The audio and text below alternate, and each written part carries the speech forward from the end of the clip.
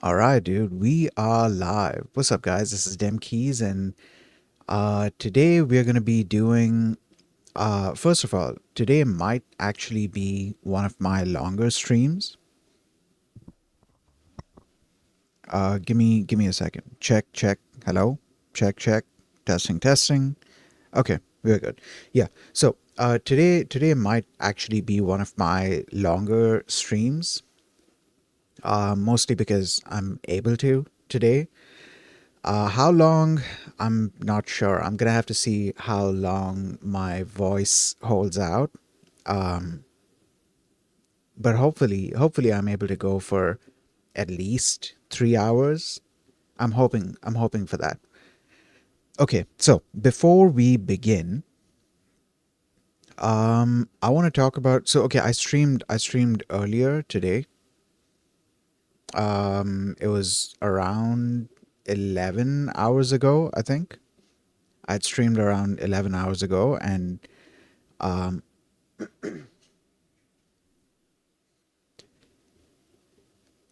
give me a second.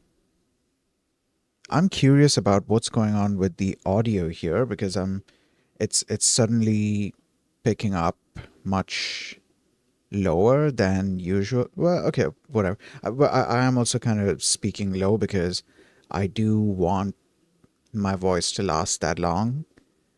So yeah, I guess that could be part of the reason why it's not picking up that much. Either way, okay. So I streamed earlier today for I don't know, maybe 30 minutes, I think. 30 minutes, 45 minutes, something like that. I streamed for a short period of time. It was basically just a yap sesh, and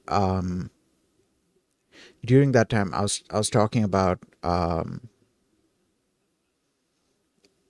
think I'd mentioned it. I'm not sure if I think I did mention it, that I've started I decided to give the Unity editor on Linux another try because so far I'd mainly been using it on Windows. I had tried it on Linux ages ago, but then I carried on using it on Windows because most of my projects were on my Windows machine.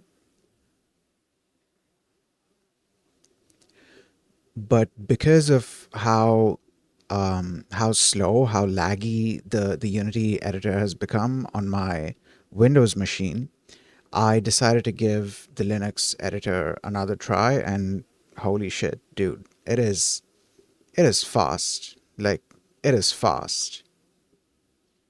That was crazy. Hold on, I just realized that I forgot to close certain things that might be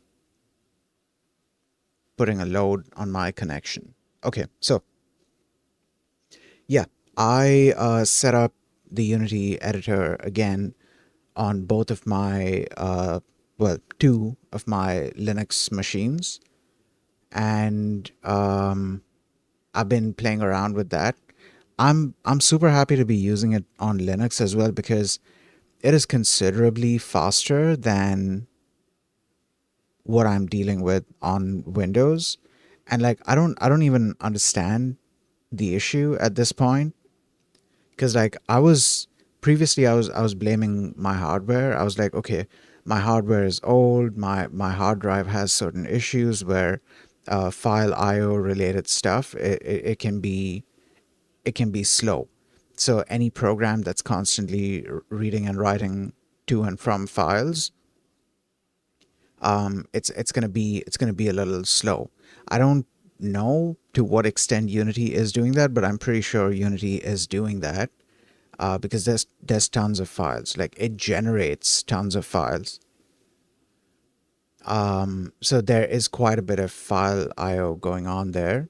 But there are other factors that contribute to the lag. I'm just not sure exactly what those factors are. And anyways, getting to the point, uh, the the Unity editor, like opening a project on my Windows machine, opening a Unity project on my Windows machine, it is it's one of those things where I have to click the button to open the project, and then just assume that it's going to take a minimum of 15 minutes, if not more, to open up the project. And that's insane. That is crazy. But that's something that I've had to just do. Um, and that's crazy to me because on Unity, like when I'm trying to open Unity projects, it's slow as hell, right? But if I load up Godot and try to open a Godot project, it's fast. So at that point, I'm not really sure to what extent I'm able to blame my hardware. So I'm not sure to what extent it's my hardware's fault and to what extent it's the Unity editor's fault. Like at a certain point, it kind of seems like the Unity editor itself is it has a whole bunch of things running. Um, yeah, this was just like a random thought that occurred to me, that this comparison thing, because it occurred to me that like yesterday when I was testing this stuff out, it already occurred to me that yeah, okay, opening up a project on Windows is much slower than opening up a project on Linux. And even creating a project, dude, creating a project is definitely like minimum 20 minutes I have to wait before the editor creates the project. And well, no, before the project is created and the editor is open and usable. And then you look at the Linux side, same Unity version, by the way, Unity 6. You look at the Linux side, it takes like, I don't know, 30 seconds, maybe a minute. Like that's crazy, dude. That's crazy. Well, hold on. I'm trying to remember if creating the project took 30 seconds, because opening the project is definitely it's 30 seconds, maybe a minute. I think creating the project, at most it might have been a couple of minutes. I don't even think it was a couple of minutes. I think it was done pretty quick. But yeah, okay. So, um I'm going to be using the Unity editor on Linux a lot more, just so I can carry on with my experimentation and exploring various packages and exploring new features and stuff like that. I can do a lot of that when the iteration time is much quicker, and the iteration time is going to be much quicker when I'm not dealing with constant lag from the editor, or from compilation of scripts, reloading this, reloading that. It's it it causes a lot of lag on the Windows side, but like surprisingly on the Linux side, it's not a problem at all. What's even more mind blowing is that the Windows machine that I'm using, its hardware is much newer than the two Linux systems on which I've installed, on which I'm using Unity.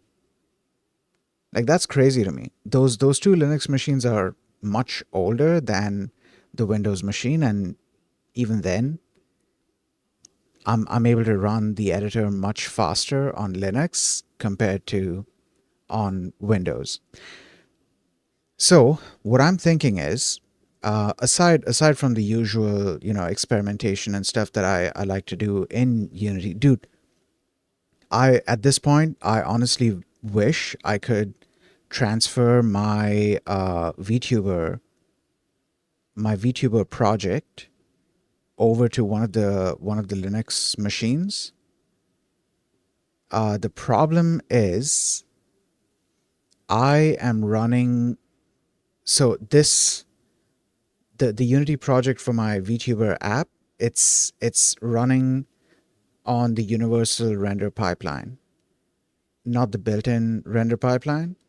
And I can't use universal render pipeline or any kind of scriptable render pipeline on my Linux machines because due to the hardware being older, I think I think I think it came down to compute shaders, or just shaders in general. There was something GPU related, because of which there ends up being a whole lot of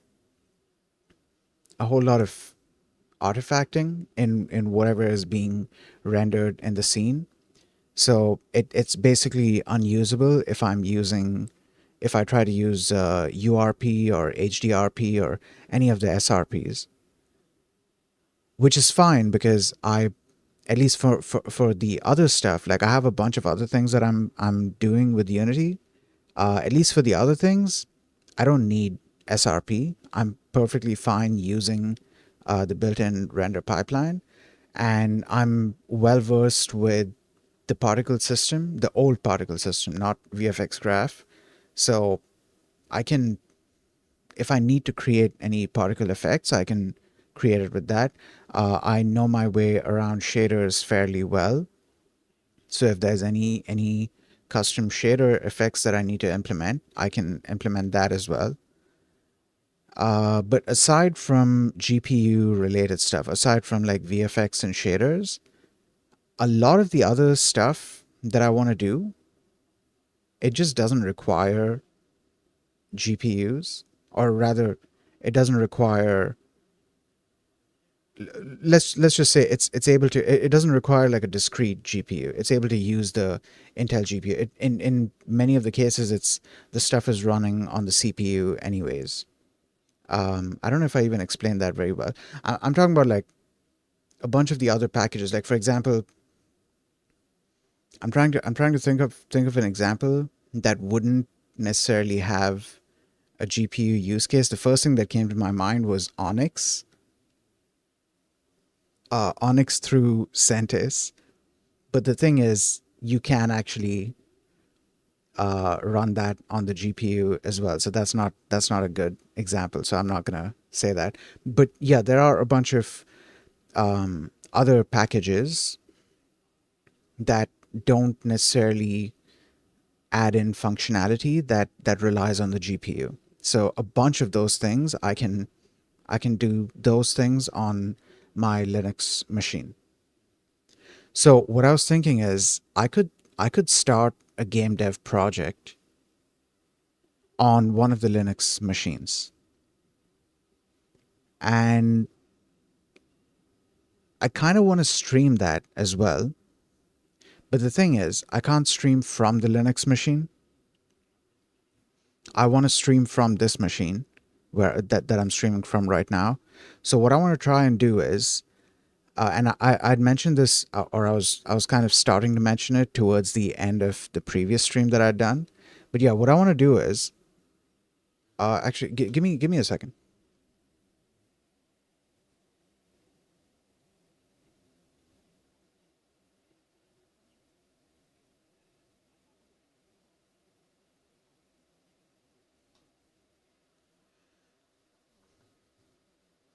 Just a second.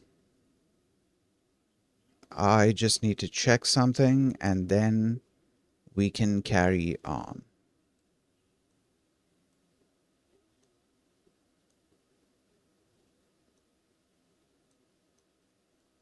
Okay, so what was I saying?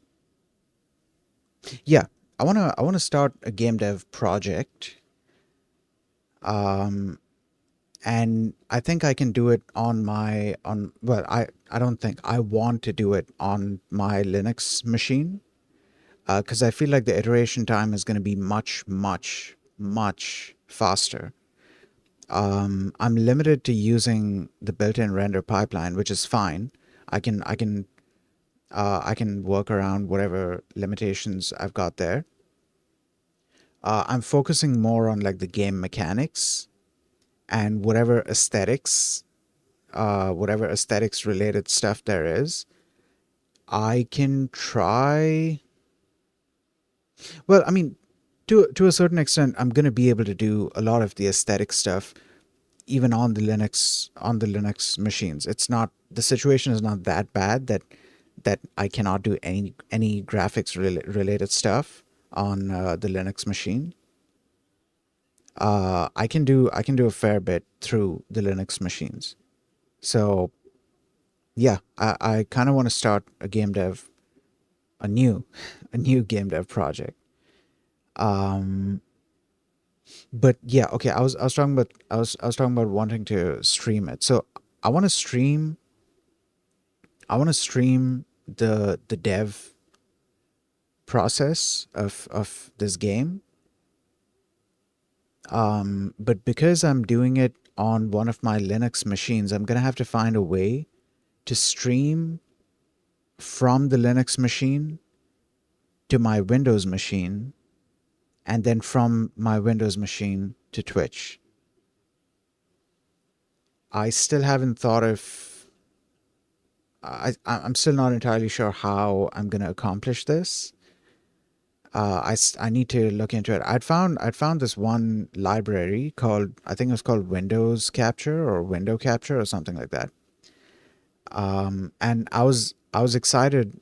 I was excited to try it out until I realized that it's not for capturing Windows on Linux. It's for capturing Windows on Windows, or more specifically, I think it captures the screen. I don't know if it gives you the option to capture specific windows, but it gives you the option to capture screens. The screens, the screen. It gives you the option to capture your screen. But again, it's Windows. It's what is dude? What is going on with my words? But again, it's Windows. It's not Linux. I cannot run. I cannot do the capture through Linux. So I have to find something that actually works on Linux. And I think I found some stuff for taking screenshots, but I'm not sure about taking video. Though, to be fair, I would be okay with even if I was able to capture like choppy footage, that would still be okay because I would be able to stream a fair bit of the development through streaming this like choppy footage, and it wouldn't really be that noticeable in a lot of situations unless there's like animation going on screen. Then yeah, sure, you might notice it, but otherwise probably not. I can get away with making it a little choppy in terms of frames. I can get away with like getting rid of some frames and speeding up speeding up the streaming process, or speeding up the transfer process. But yeah, okay, I have some ideas. I need to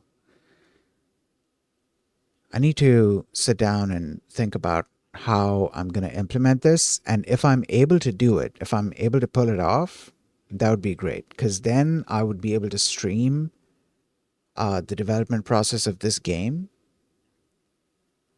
from my Linux machine, or rather, I would be able to stream from the Windows machine while doing the development on the Linux machine.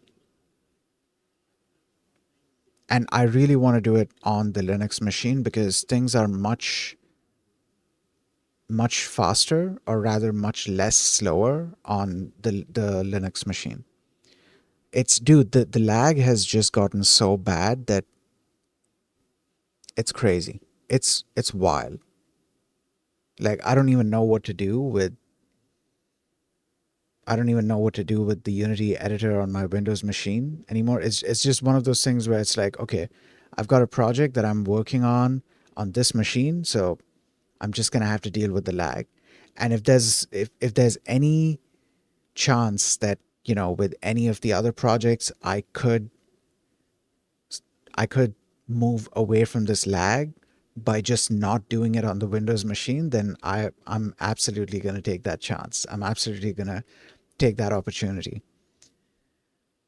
But yeah, I'm excited to um, be able to experiment in Unity again. And the first thing I've been looking into is the job system. Unity has a job system that they use both natively, and they also kind of exposed it to the user base. This is a job system that they use internally as well for various things. Basically, this job system allows you to write multi-threaded code for Unity, for your Unity apps and Unity games and stuff like that. So I'm learning about the job system now. And after that, I want to try out the animation rigging package because I'm not going to have to deal with, dude, I'm excited to not have to deal with lag anymore. I mean, I'm sure as the project becomes more heavier, it's probably going to become a little laggy, but I'll deal with that when the time comes. So far, at least with blank projects and projects with like very little stuff going on, with simple projects, let's say, I'm not dealing with way too much lag. And it's any lag that I might be dealing with is quote unquote lag. It's not really lag. It's nothing compared to what I'm dealing with on my Windows machine. Give me a second.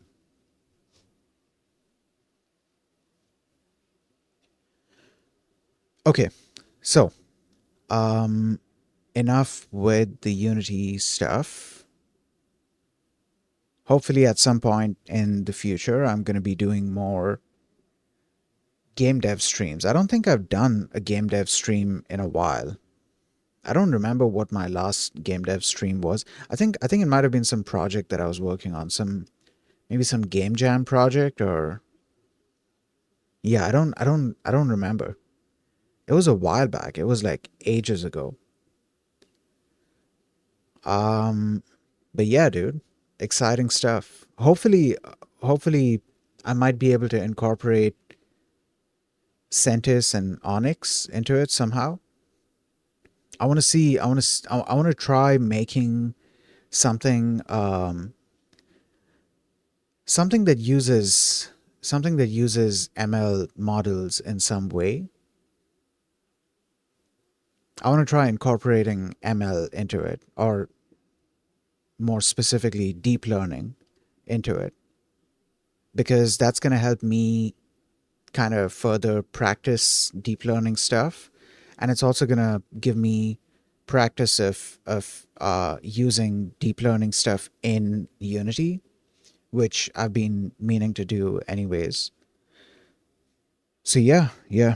Um, Yeah, dude. I'm excited. Dude, it's crazy to be excited to not have to deal with lag. Like that's how much I've been dealing with lag. It's crazy. Anyways, okay, so we're gonna carry on with the Hugging Face Smol course. We were reading up on chat templates, and in the last stream I'd said that I was gonna finish reading this. I didn't I didn't touch it.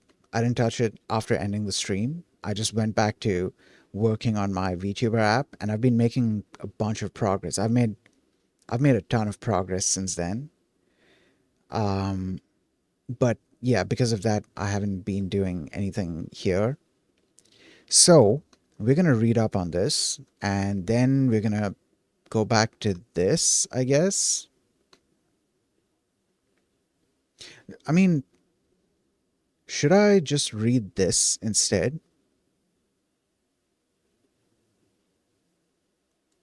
Yeah, I wonder if I should just read this instead. Okay, let's try reading. How do I use chat templates? Okay.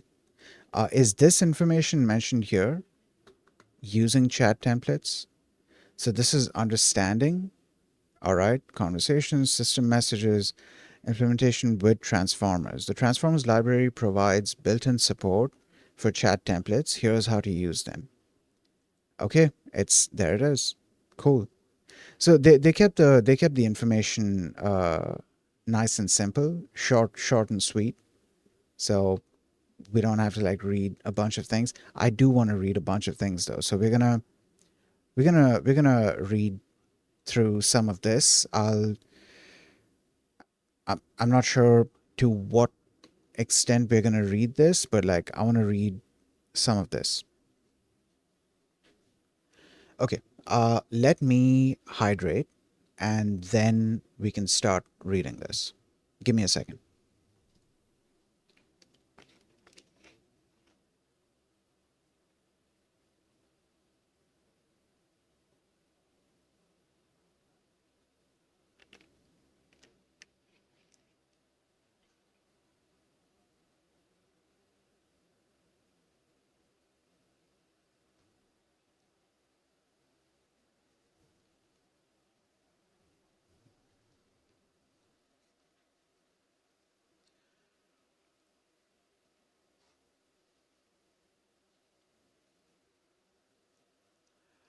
All right. So, chat templates. Introduction. An increasingly common use case for LLMs is chat. In a chat context, rather than continuing a single string of text, as is the case with a standard language model, the model instead continues a conversation that consists of one or more messages. You know what? Quick thing. So I feel like if I would have learned, like, okay, I never, well, I mean, I was planning on doing it eventually, but like so far, yet I haven't gone too deep into language models themselves and like NLP as a whole. So I don't like fully understand how these models are meant to work because from the stuff that I read, from the stuff that I'd been reading, like, through other sources,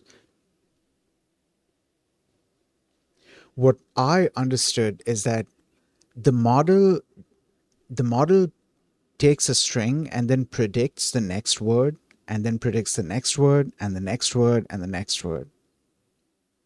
Right? That's what I got from it. But then you look at something like this where it's not just predicting the next word based on like a string of words, but rather it's predicting it based on an entire conversation that has been taking place. I feel like if I learned the basics of language models in general, I would be able to appreciate this a lot more and probably also understand this a lot more.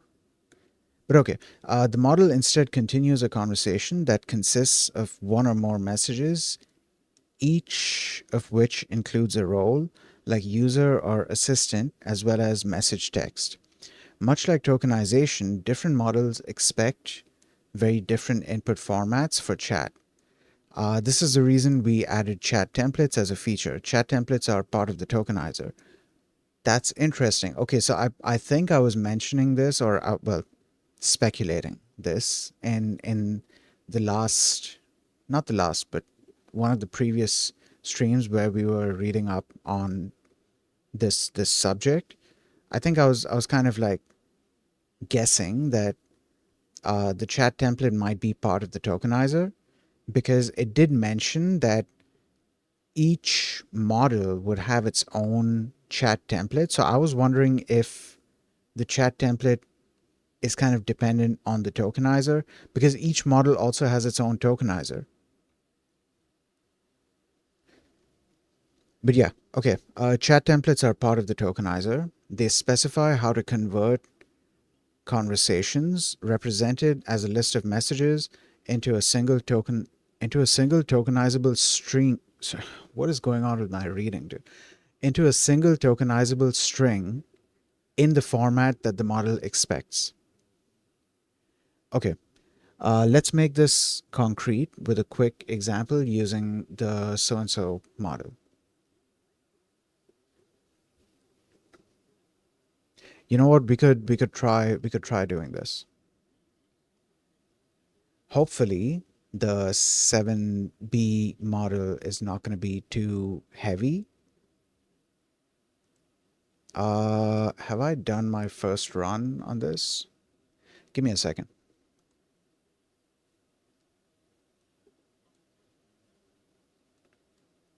Okay.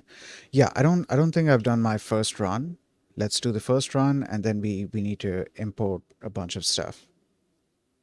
What all do we need?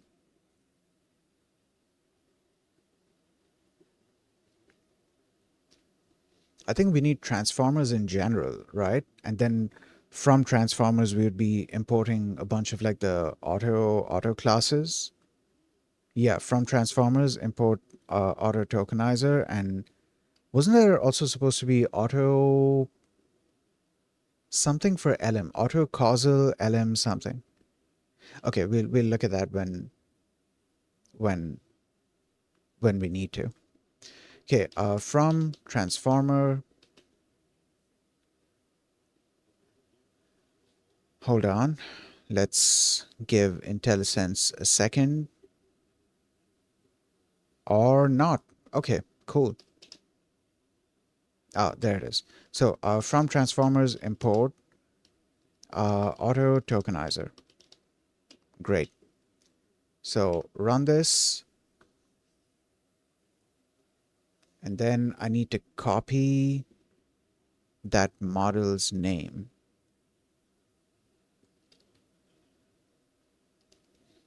Oh, okay. I just missed the ad timer, so there's gonna be an ad starting soon. So I'm just gonna carry on typing this out. The ad is probably gonna start and then finish. It's a 30-second ad, so yeah, I should be done by then.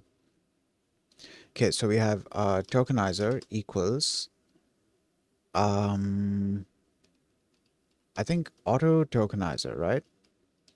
Auto tokenizer from pre-trained. Wait, is this the right method?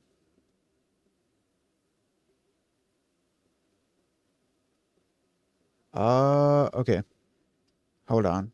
I'm just waiting for IntelliSense to kick in and start giving like suggestions and stuff.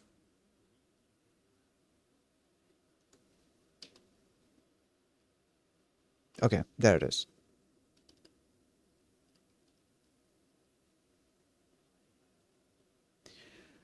All right. There's the ad playing right now, so see you guys in 30 seconds. You know what? Let me hydrate again.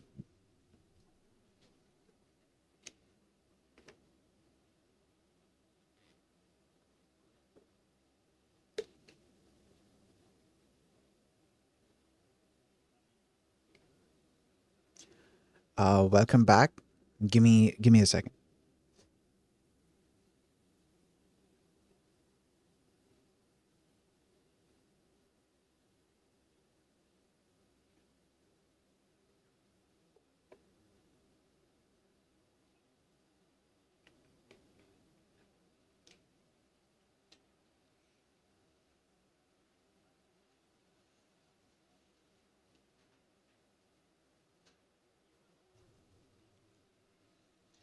Okay. So, this is our tokenizer. Then we need our messages. The messages are dictionaries with role user assistant. Okay, so we are creating an entire we are creating the entire conversation. So user, assistant, and user.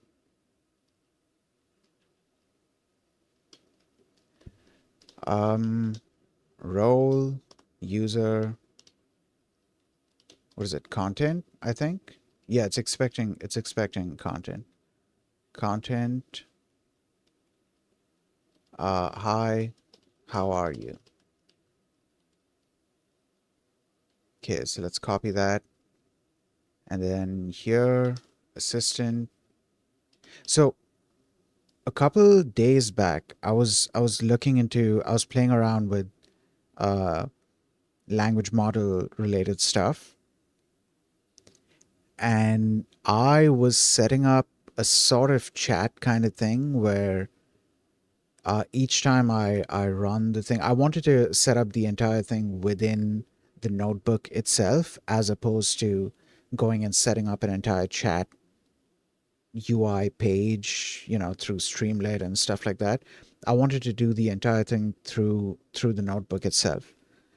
Um, and to do that, I had to set up a kind of system where, so the messages, so we have this chat list, right? This chat list is essentially our chat history. It holds all the messages from the user and the assistant, and then the user assistant. Um, so each time we pass this into the model and we receive a response, I wanted to add that response to this list so that the next time when we pass in new input, it passes it passes this along with the new input. If that makes sense, because that way I would be able to set up a simple chat like system. Definitely wouldn't have been an active chat. The active chat thing wasn't what I was trying to set up. I was trying to set up a thing where I could just communicate with the LLM in a semi-fluid manner. But yeah, it was kind of interesting to me. Okay, I'm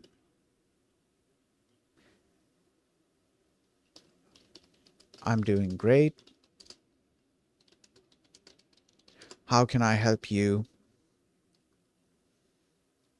Okay, I'm not okay with the lowercase stuff. Okay, so hi, how are you? I'm doing great. How can I help you? Okay. Um,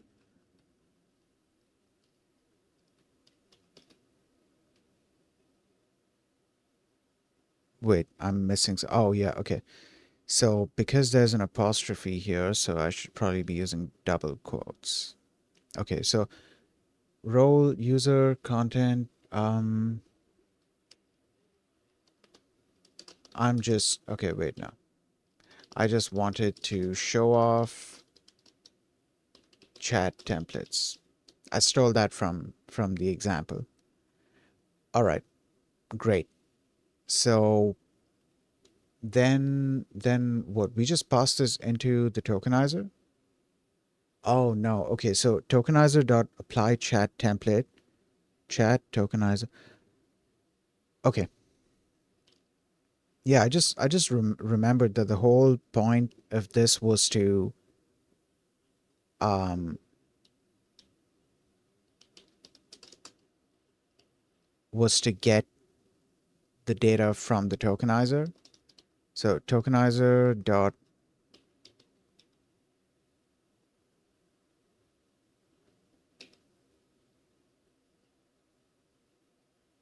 apply chat template. Okay, IntelliSense is being a bit slow, so I'm just going to speed through this. Tokenize equals false. Wait, it says false? Yeah, okay, cool. And then we print out the template. This is probably going to download the model right now.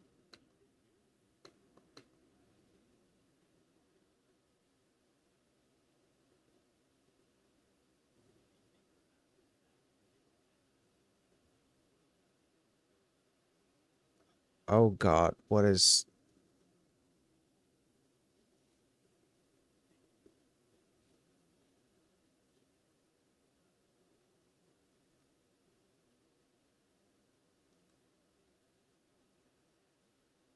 Okay, why is a gated repo being shown in the example? To be fair, they've probably shown llama in some examples as well. But okay, um, which model would I be able to use? Because we have okay, the small thing has its own set of models, right?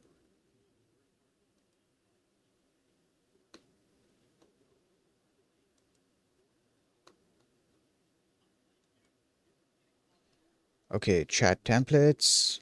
Um, build chat templates.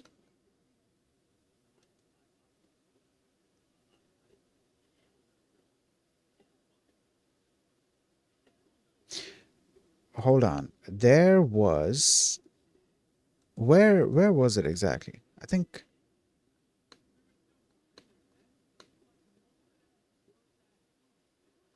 small. Yeah, there it is. Okay, small LM2,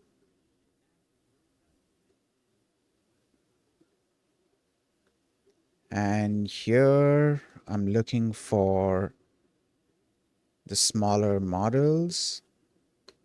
I'll look for, I guess, the instruct one because the one in this example was also instruct.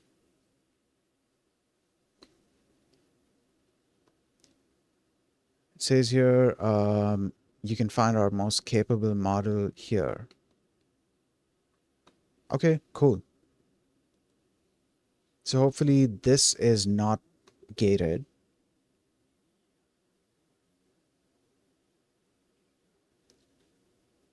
Give me a second. Transformers. Okay, pipeline, so and so, so and so, so and so. Right. So I'm just gonna assume that this has a chat template and we're gonna try using this. Let's copy that and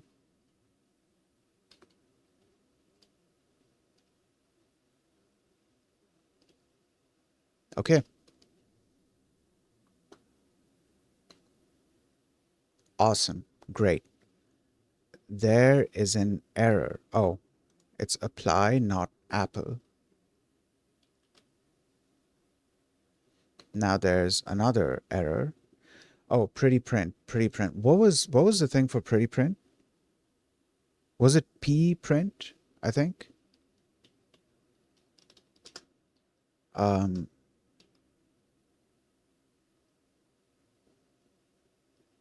yeah, P print as PP. Great.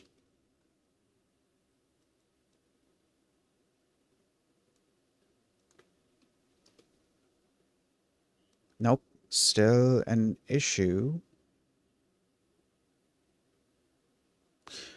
Oh, pretty print dot something.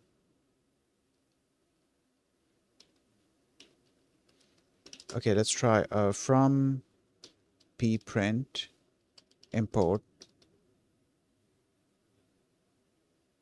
Which one was which one was the better one? Because I remember one of these made an assumption about something. So in this, I think,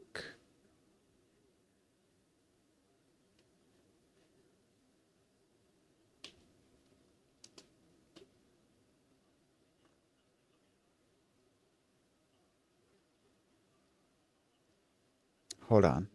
Um,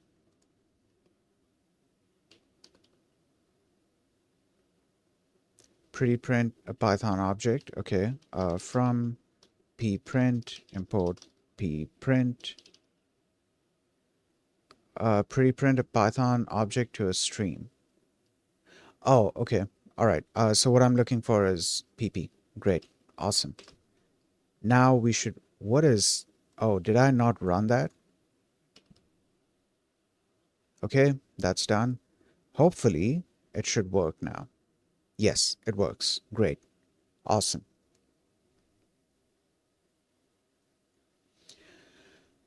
Okay. Wait. Something interesting is going on here. Right. So this is the template. This is a chat template for this specific model, for this specific tokenizer.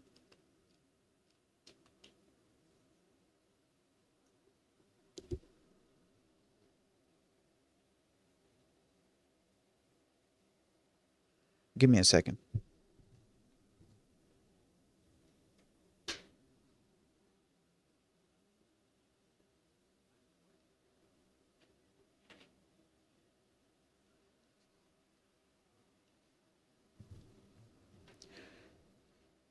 Okay.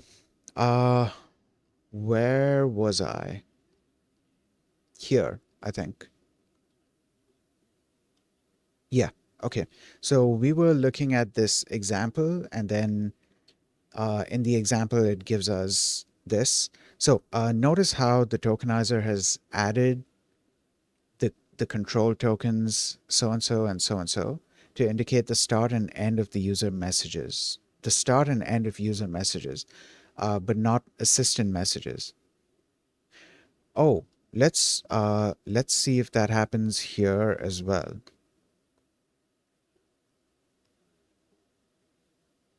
This is interesting. I never added any of this, but it's adding the thing on its own. So I don't think I ever added system. Yeah, I didn't add system messages. Um, I am start, I am end.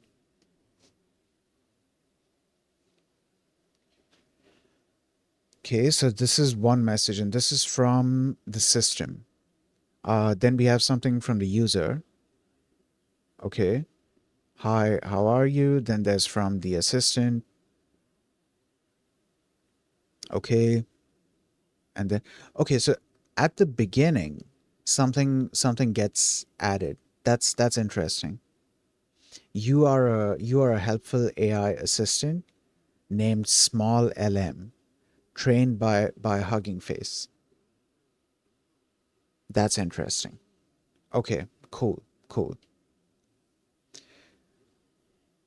Um, and the entire chat is condensed into a single string. If we use tokenize equals true, which is the default setting, that string will also be tokenized for us. Wait, which string? Oh, this string. This string will get tokenized. Okay, let's try that.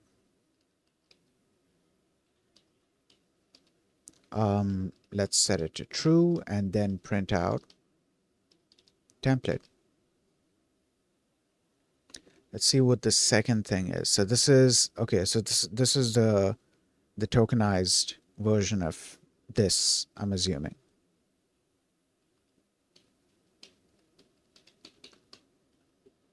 All right.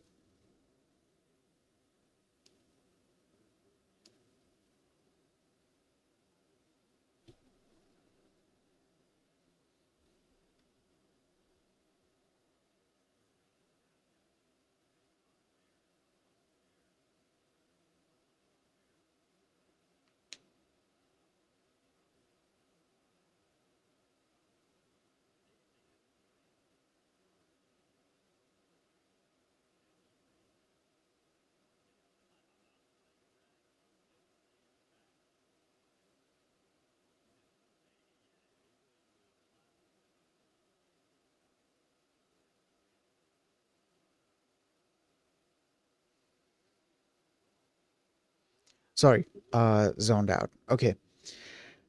Um, all right. Now try the same code, but swap in so and so model instead, and you should get. Okay, I think we've already seen an example of this happening because I didn't use what they had given. I didn't use the model that they had given in this example. I used the small LM model. Okay, both Zephyr and Mistral Instruct were fine tuned from the same base model, Mistral so and so. However, they were trained with totally different chat formats. Without chat templates, you would have to write manual formatting code for each model, and it's very easy to make minor errors that hurt performance. Chat templates handle the details of formatting for you, allowing you to write universal code that works on any model. That's interesting, dude. Hold on. So I never imagined that chat templates would be part of large language models. Like it's just not something that occurred to me. I think once I start learning how to build LLMs or just LMs in general, I think I'm gonna get more familiarized with this concept.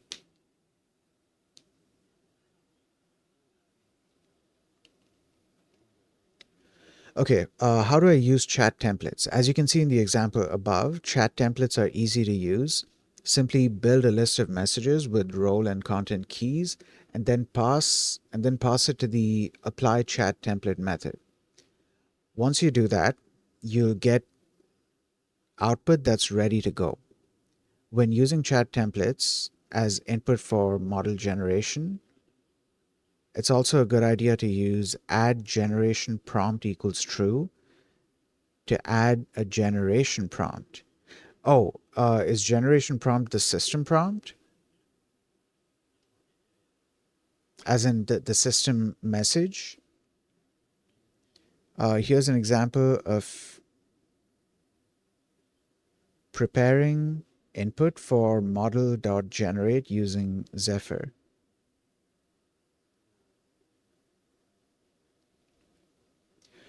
Okay, all right, cool. So,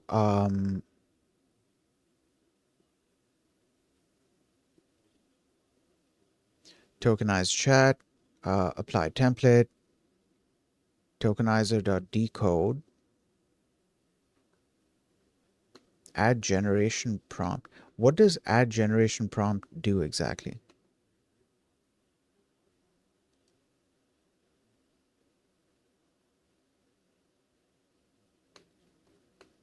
What are generation prompts? You may have not. Wait, hold on. How far down is this?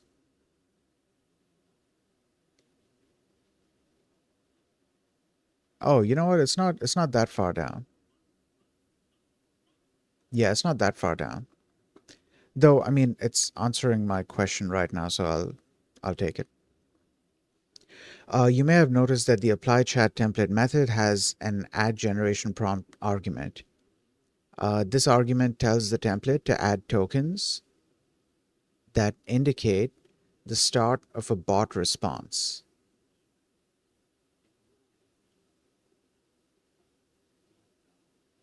Add tokens that indicate the start of a bot response. For example, consider the following chat. Okay, user, assistant, user. Here's what this will look like without a generation prompt for a model that uses standard chat ML formatting. Oh, there's no system prompt there. And here's what it looks like with a generation prompt. With there's still no system prompt. Maybe I'm missing something here. Hold on.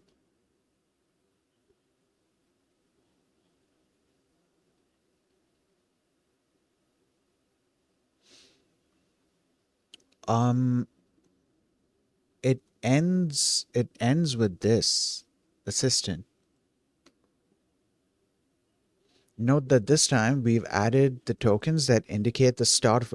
Oh, I misunderstood this. I was for some reason I was connecting this to the system role, and I was like, oh, maybe it has something to do with that. But it's more about creating the beginning of the bot response. Note that this time we've added the tokens that, oh, does this somehow aid the model in being able to predict the next few words? Because it then has some context. It knows that, oh, okay, I'm replying as this person. So then it basically just predicts the rest of it. And to us, it looks like the LLM is replying to us.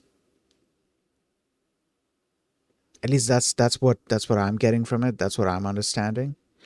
Note that this time we've added the tokens that indicate the start of a bot response.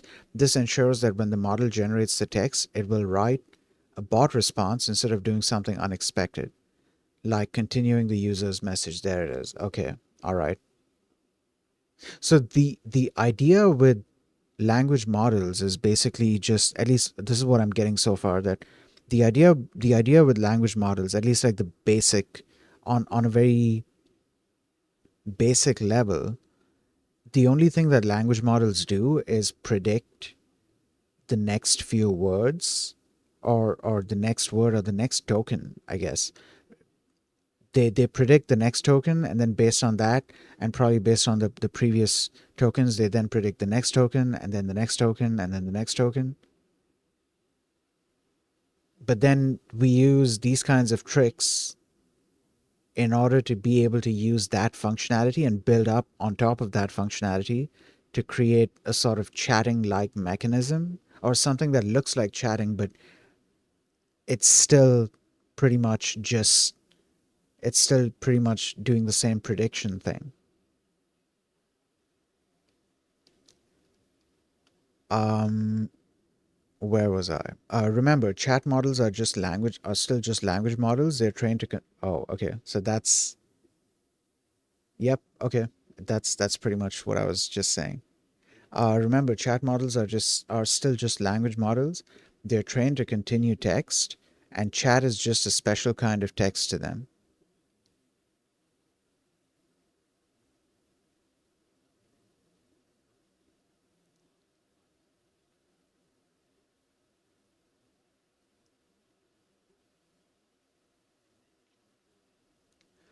You need to guide them with the appropriate control tokens so they know what they're supposed to be doing.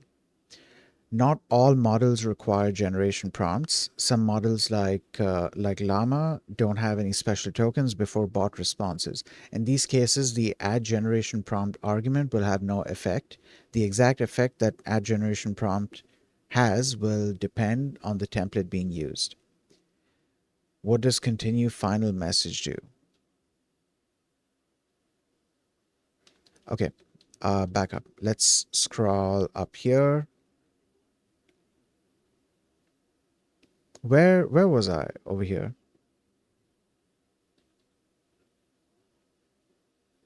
Was I in this? I think.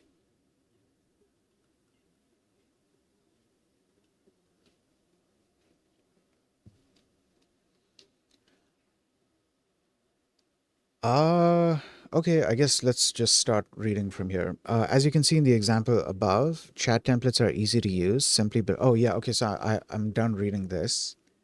Then we went through this thing and okay, so here create, we create the tokenized version and then we are able to decode that using this. Okay, let's try that now. Um, let's say template tokens equals this. Um, let's set this to true and add generation prompt equals true.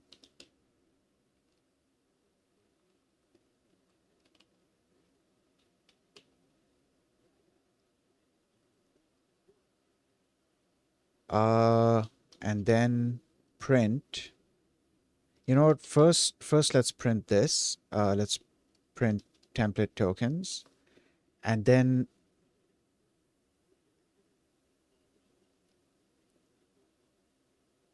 tokenizer.decode tokenized chat. Oh yeah, okay. Hold up.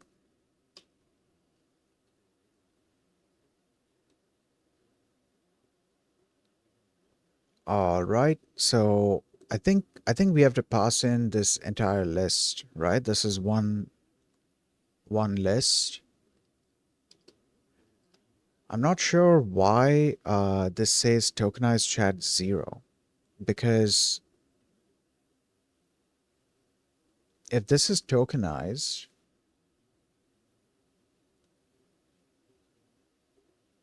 oh, is it because of this return tensor? Hold on. Um, return tensor equals PT. I think that's what it's supposed to be.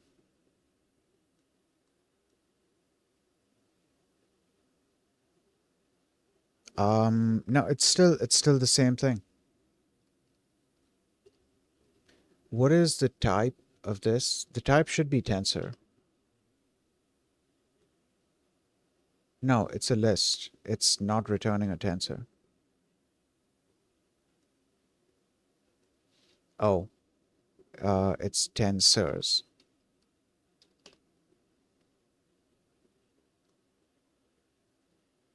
All right, cool. Great.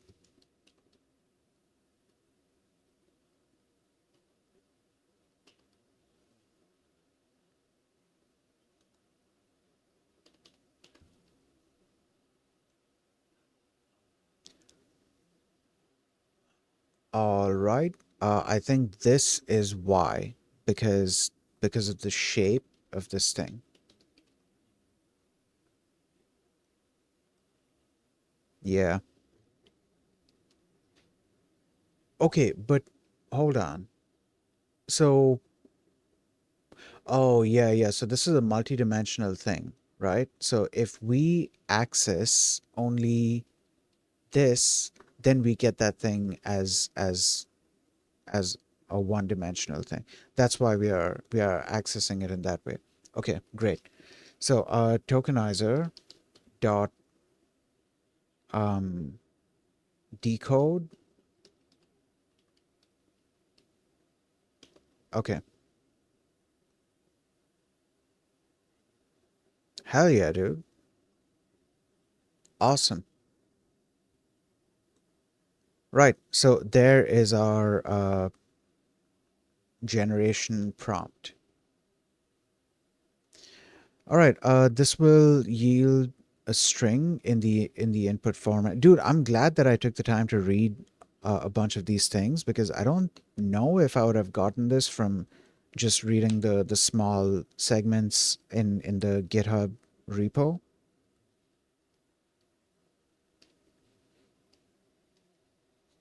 Okay. Now that our input is formatted correctly for Zephyr, we can use the model to generate a response to the user's question. Model.generate, tokenized chat, max new tokens. Right. So yeah, we have to give it tokens,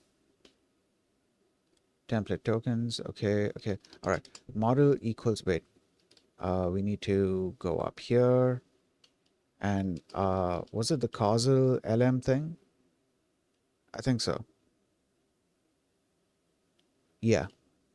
Auto model for causal LM. Okay. Run that.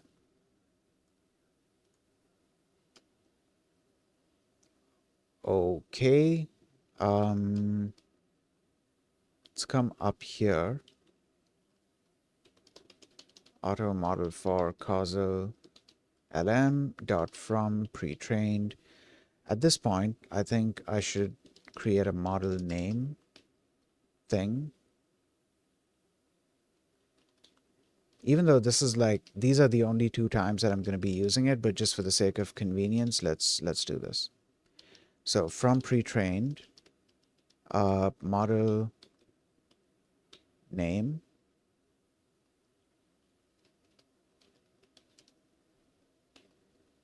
Oh, there's going to be an error. I don't think I finished the code. Oh, wait, is it downloading? Yeah, okay, that's fine. All right, so then we need to. I forgot what we're supposed to do here. Give me a second. Generate. Okay, model.generate. Okay, model.generate returns. Okay, let's just store it in this. Generate, and then we pass in template tokens and max new tokens equals 128. Wait, it's downloading something. Oh, okay. Um, it is downloading 3.4 GB worth of, I think, weights. So give that a second, let it finish doing its thing. Man, shout out to Kaggle, dude. Holy shit. Without Kaggle, I wouldn't be able to do a lot of this stuff that I'm doing in such a fluid manner. Like the iteration time. Dude, iteration time is so important because it can really impact your your performance and like how long it takes you to do things. Like when you have to incorporate lag into your time, into the amount of time that it takes you to do stuff, you've got a problem there. And thanks to Kaggle, I don't have that problem. At least, when it comes to data science and ML and deep learning related stuff, fortunately, I don't have that problem. Okay, so this is done. Now we can just print out res.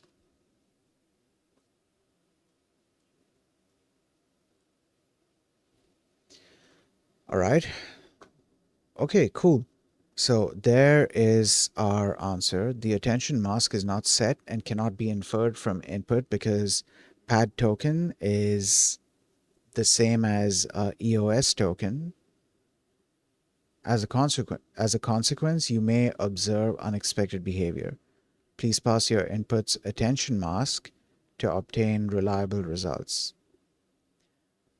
Okay, I'm just gonna let that be for now. Oh, that's okay, that's interesting. So the model then returns tokens. The model takes tokens as input and then returns tokens, and then you have to use the same tokenizer to decode those tokens into text. All right, so we can then just use this instead.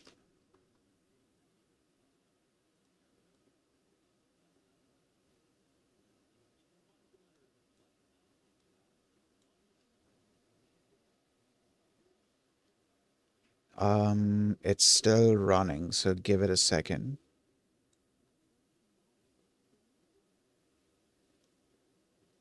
Oh, there it is. Okay, cool. So the assistant replied, chat templates are a great way to showcase your creativity and a style, your creativity and style in a conversation. They can be used to add a touch of personality to your interactions.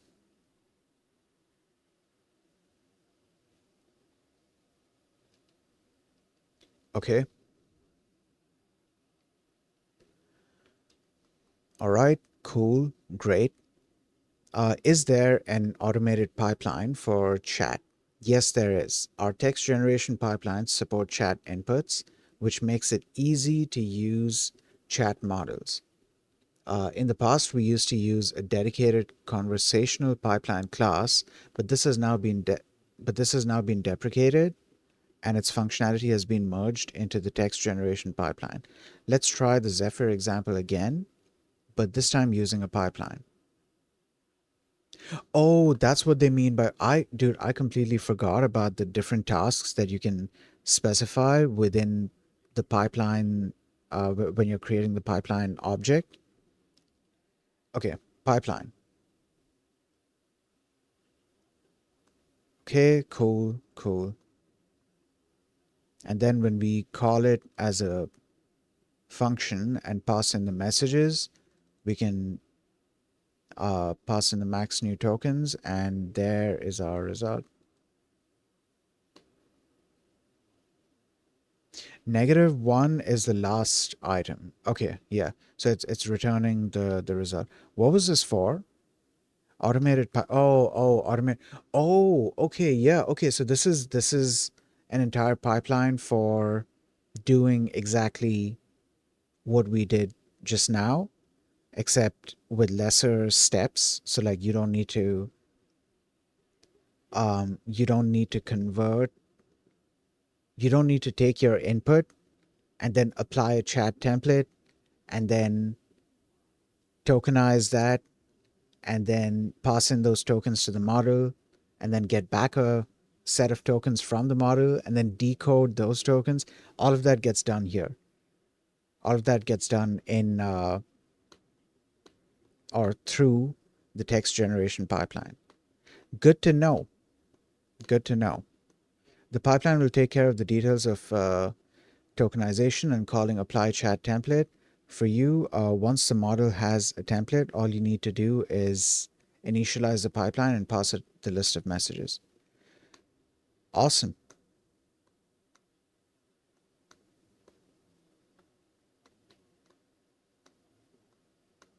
All right. Okay. Cool. Great. So we learned something. We learned quite a bit here, actually. Give me a second. My system is being a little bit slow. All right. So let's carry on reading this now. Um.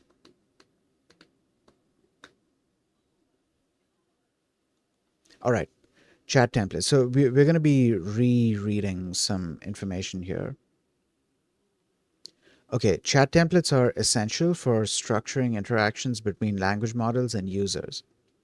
They provide a consistent format for conversations, ensuring that the con- okay, models understand the context and role of each message while maintaining appropriate response patterns. Dude, I wonder if this is going to be taught in the Gen AI course. Not this specifically, but like I wonder if we're going to be covering building LLMs, not just fine tuning LLMs, but building LLMs. Um, because like it seems like there's a lot of moving parts to an LLM that I need to learn about. Forget about the large part, just in general, a language model. I would like to learn how to build one. Maybe not train one because you need like a fuckload of data for that. Um, Actually, no, you need a fuckload of data, and you also need a lot of computational resources. So I might not be looking into training it, but I want to be able to build it and then use somebody else's already trained weights to run my model. Though I would like to train the model as well, you know, using a fuckload of data and using whatever resources Kaggle is providing me for free. Using that, I would love to try it at some point. Okay, base models versus instruct models. A base model is trained on raw text data to predict the next token, while an instruct model is fine tuned specifically to follow instructions and engage in conversations. For example, so and so is a base model, while so and so is its instruction tuned variant. To make a base model behave like an instruction model, like an instruct model, we need to format our prompts in a consistent way that the model can understand. This is where chat templates come in. Chat ML is one such template format that structures conversations with clear role indicators. System user assistant. Okay. It's important to note that a base model could be fine tuned on different chat templates. So when we use an instruct model, we need to make sure that we need to make sure we're using the correct chat template.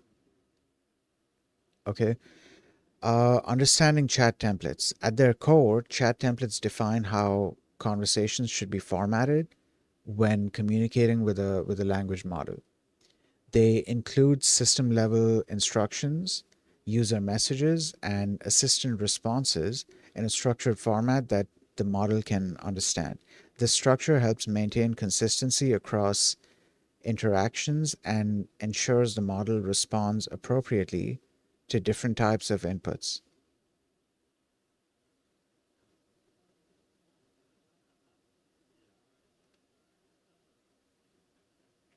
Below is an example of a chat template. Okay, cool. The Transformers library will The Transformers library will take care of chat templates for you in relation to the model's tokenizer.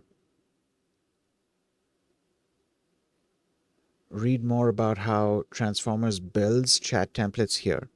All we have to do is structure our messages in the correct way, and the tokenizer will take care of the rest. Here's a basic example of a conversation. Okay. Let's break down the above example and see how it maps to the chat template format. System messages. System messages set the foundation for how the model should behave. They act as persistent instructions that influence all subsequent interactions. For example, system message so and so. Okay, cool. Oh, so this is one way of adding personality, right? Like you're telling it that you are a professional customer service agent, always be polite, clear, and helpful. You could probably give it lots more instructions in there as well. See, this is why I'm super interested in learning how these models work internally, because I want to be able to make sense out of what they are doing with this information. Give me a second.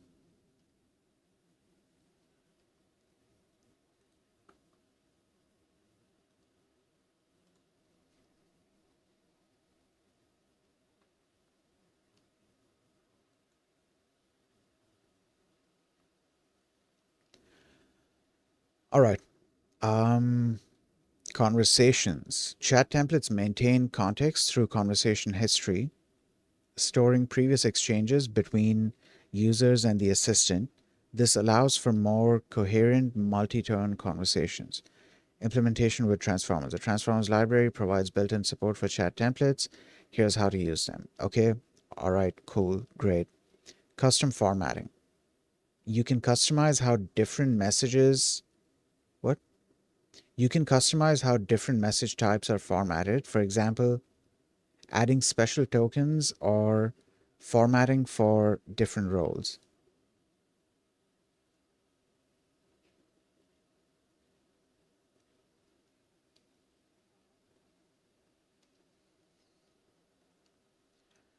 Okay. Multi-turn support. Templates can handle complex multi-turn conversations while maintaining context.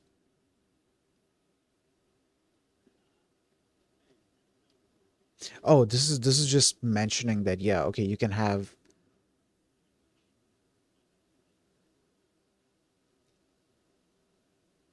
This is just mentioning that you can have multiple turns, like the user speaking, then the assistant, then the user, then the assistant, and so on. Okay. Um, cool. So we are done with this.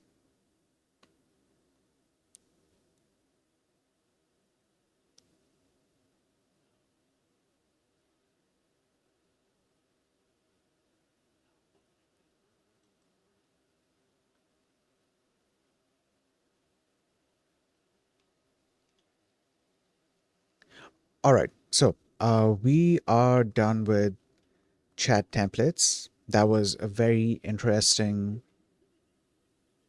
subject.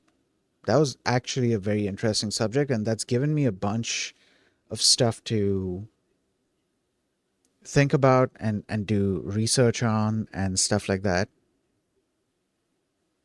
Um, so I'm trying to decide if I want to use if I want to go into the exercises section right now or um, go into the supervised fine tuning section. Let's take a look at how big supervised fine tuning is.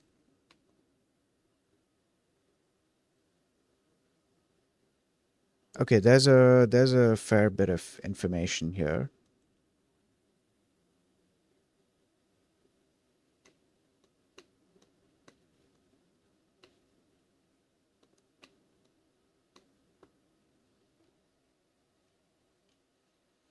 All right, there's a fair bit of information here.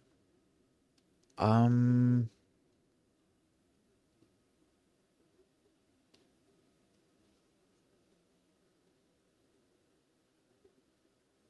okay, you know what? Yeah, let's open this up. Let's take a look at the notebook that they've prepared for the exercise. What does the description say? Learn how to use chat templates with small LM2 and process data sets into chat ML format.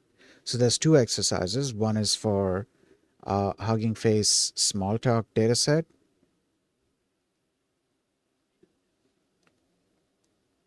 and the other is for the OpenAI whatever dataset. And the exercise is to convert both of them into chat ML format. Okay.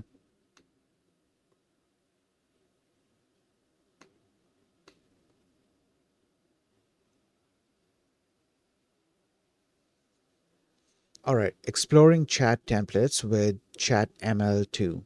Chat ML? No, small LM2. This notebook demonstrates how to use chat templates with the small LM2 model. Chat templates help structure interactions between users and AI models, ensuring consistency and contextually appropriate responses. Install the requirements in Google Colab. Okay, cool, cool.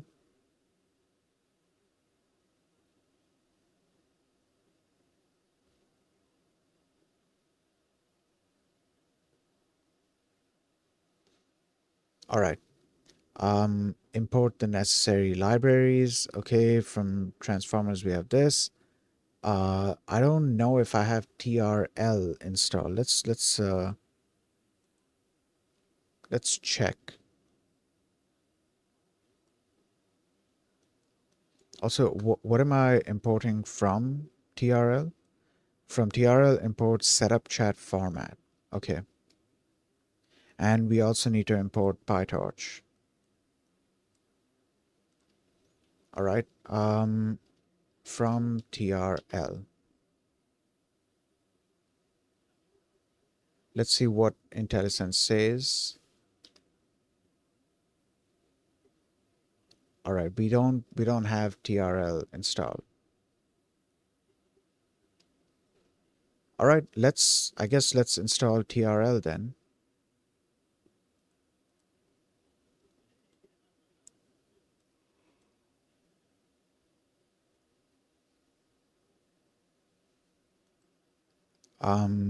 Give me a second. Yeah, there it is. Okay, so what was it? Pip install TRL.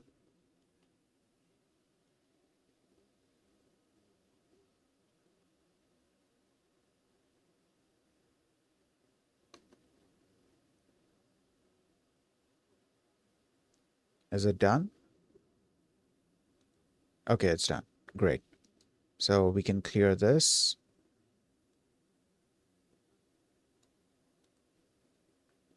And now this should work. There it is. From TRL, import. What was the thing? Set up something? Set up chat format. All right. Oh, we also need PyTorch. So import that, run.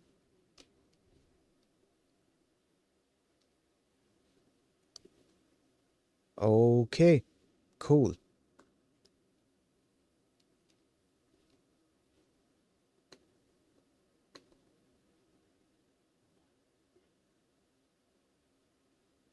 All right, let's explore how to use chat template, how to use a chat template with small LM2, with the small LM2 model. We'll define a simple conversation and apply the chat template. Okay, device, model name, model, okay, cool, cool. Um, Pre-trained model name or path, okay.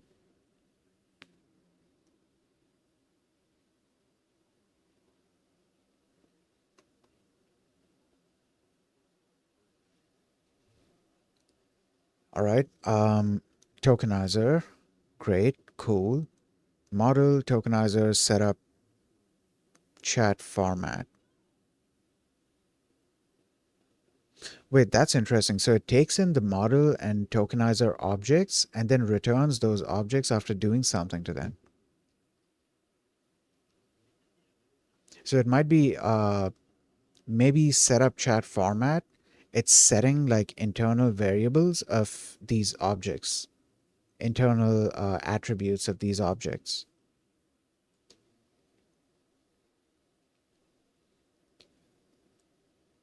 Hold on. Oh, you know what? I can do it here. That's not an issue. What was it? Model tokenizer equals setup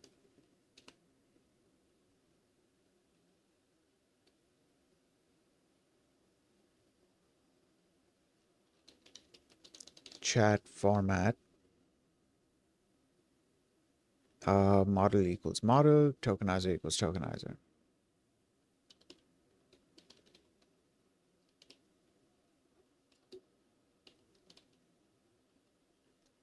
All right, that should be it.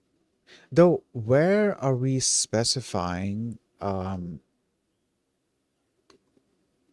what, okay, what is this doing?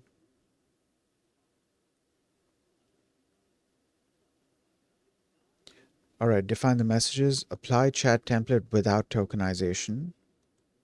All right, cool, great. I'm glad that we took the time to read through that section, like on in the docs, because a lot of the stuff that I'm seeing here, I'm already familiarized with it. So I'm glad that we went through that section because now I understand a lot of what's going on here. All right, so apply chat template. Okay, cool, cool. Though, okay, I'm uh failing to understand. Wait, okay, the tokenizer represents the conversation as a string with special tokens to describe the role of the user and the assistant.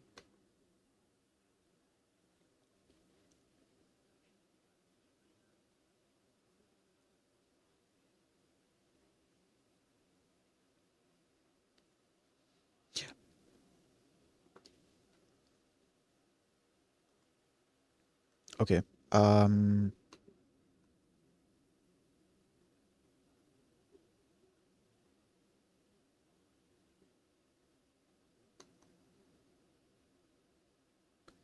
Supervised fine-tuning with TRL.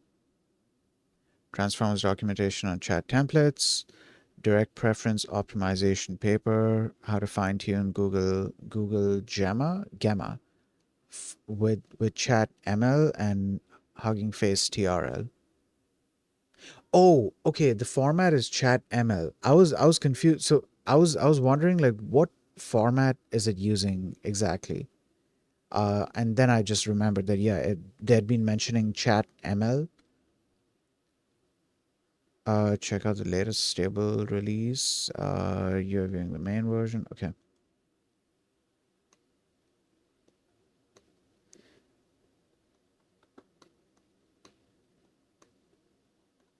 Okay, let's take a look at the TRL documentation in general first. Just for my curiosity. Oh, that looks cool.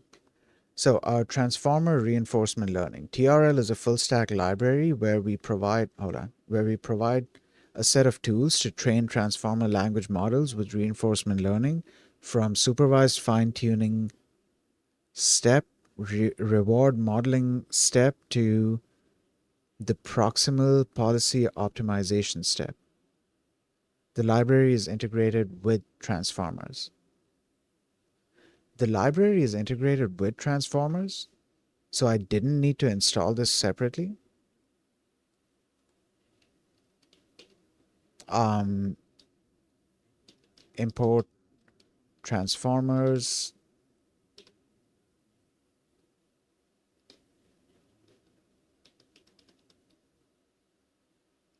Oh wait, no. Did they mean by integrated? Did they mean that like it can work with transformers? Yeah, yeah. Okay, okay. I think they meant um it can work with transformers. Yeah, I think I misunderstood that because even here it's like a separate thing. It's not like transformers because when I read integrated with transformers, I was like, okay, can I could I have just accessed TRL from transformers? I don't think that's what they meant. I misunderstood. Okay, step one, SFT trainer. You train your model on your favorite data set. Then you have the reward trainer. You train a preference model on a comparison. Hold on, wait, what? You train. First of all, I need to zoom in to be able to see this. Nope, can't see that. Is this an image? Yeah.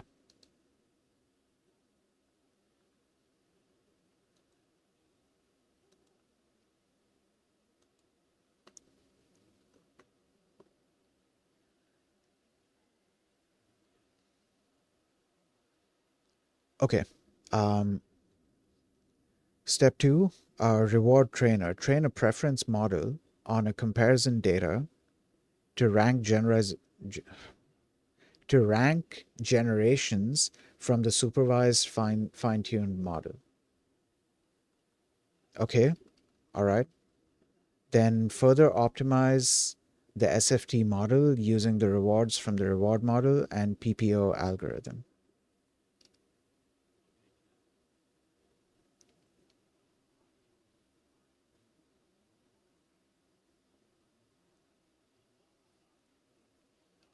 Okay, guys, give me a second. Okay, I'm gonna get up and walk around because I've started yawning for some reason. So okay, I'm gonna get up and walk around. I've been sitting for like an hour and a half, so I need to get up, walk around, and have some physical activity, and I'll also hydrate and all of that. Um, I'll just switch to BRB and I'll be back in a couple of minutes. Also, there's gonna be an ad play. Wait, no, the ad was just playing. Okay, all right, sure. So yeah, I'm gonna mute and I'm gonna switch to BRB and I will BRB.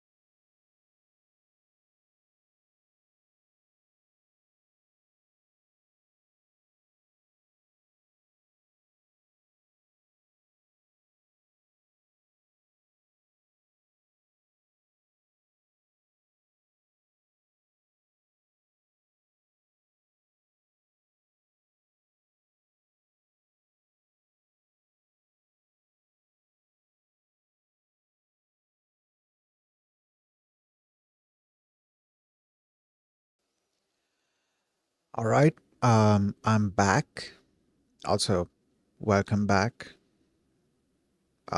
from the ad, I guess, which the ad was probably over.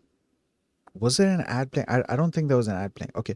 Well, I'm back. Whatever. Um, we're going to carry on reading this. So, where was I?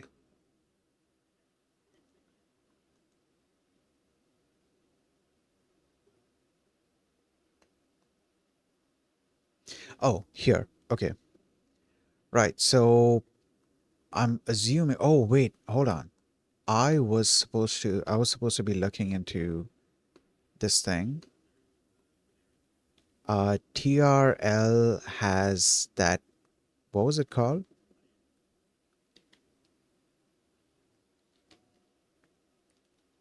Give me a second. Let me just tab into this thing. Setup chat format. Okay, so that's what I'm looking for.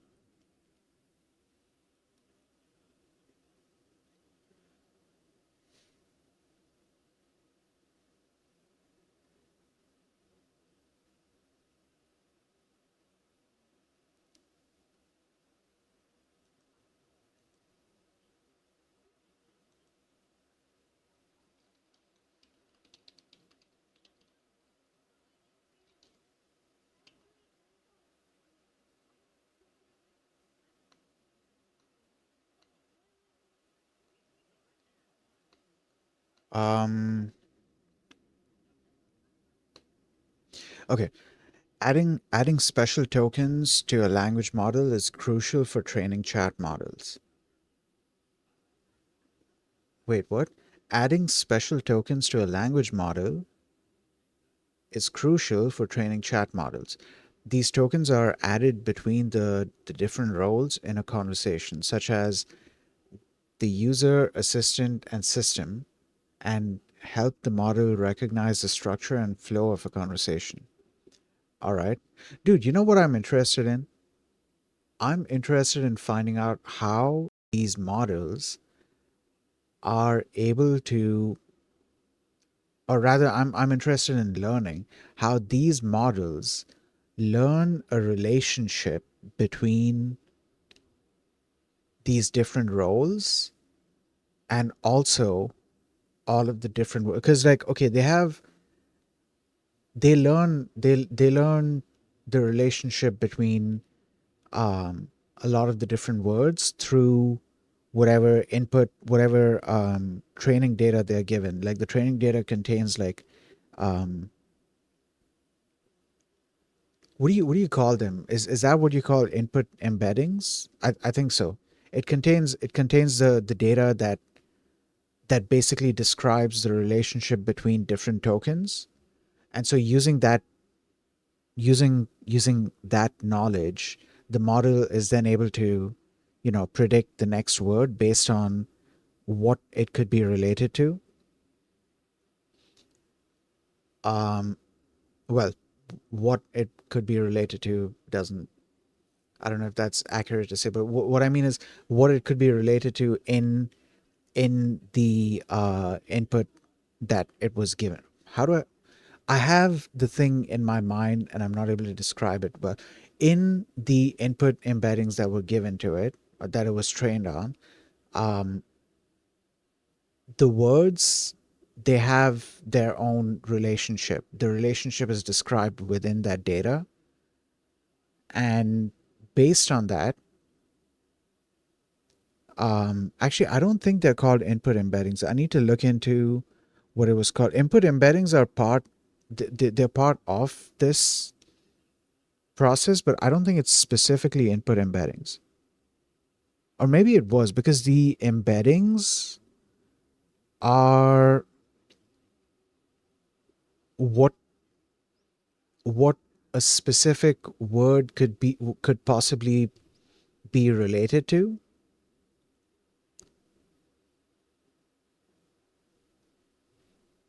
Hold on. Is the conversation still here? I don't remember what I was asking. Oh, so this was exemplary. Okay. Um.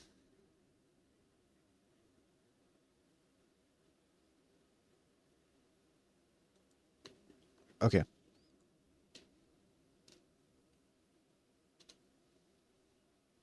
Let me just refresh that.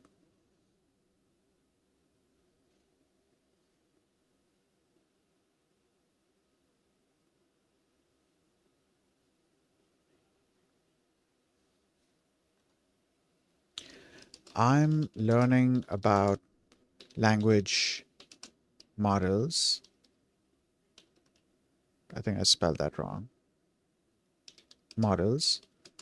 Um, through PyTorch, Hugging Face, etc. What are input embeddings?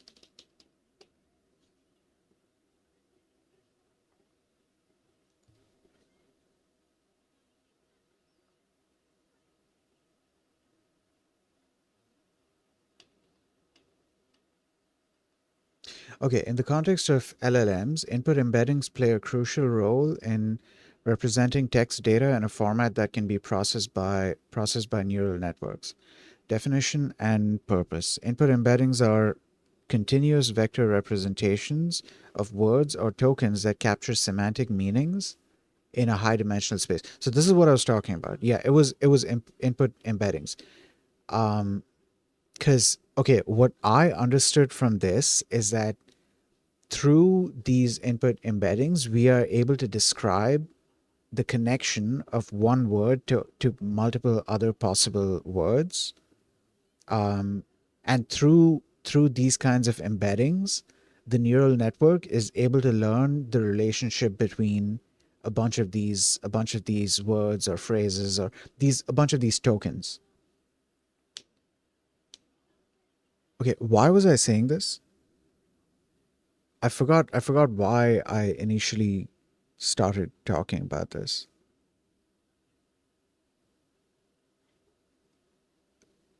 Okay.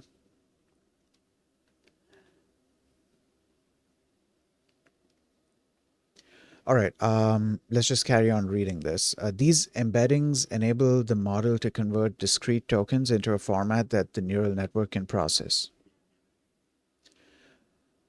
How they are generated. Input embeddings are typically generated during the training process of the language model. Here are some key. Wait, the embeddings are generated during the training process? I thought the embeddings are generated first and then they are used in the training process. Wait, okay, uh let's see. So, tokenization. The text is first tokenized into individual words, subwords, or tokens. Techniques like byte pair encoding or word piece are often used to handle both common and uncommon words efficiently. Vector representation. Each token is then represented as a vector in a high dimensional space. These vectors are learned by the model to capture the semantic relationship between tokens such as synonyms, analogies, and context dependent meanings. Okay, hold on. So,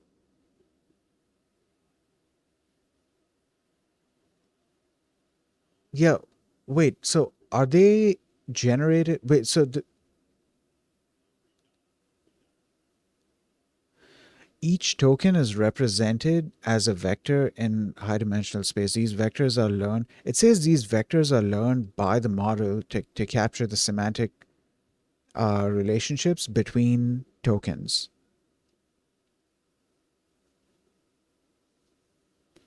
Okay, all right. Let's carry on reading. There are several techniques to create embeddings. One hot encoding, word embeddings, and okay, so far they've given these two. A simple but limited approach where each word is represented as a vector with zeros, with a single one at the index. What? With a single one at the index corresponding to. Oh, okay. It's like a mask. Okay. corresponding to the word's position in the vocabulary. This method does not capture context or semantic relationship. And the other method is word embeddings. More sophisticated methods like word to vec, glove, and those learned by transformer based models capture the semantic meanings and relationships between words. These embeddings place similar words together in a higher dimensional in the high dimensional space.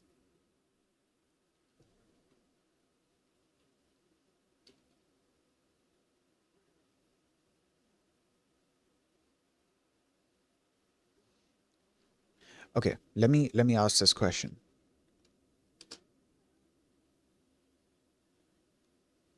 So is the neural network generating the input embeddings during its own training process?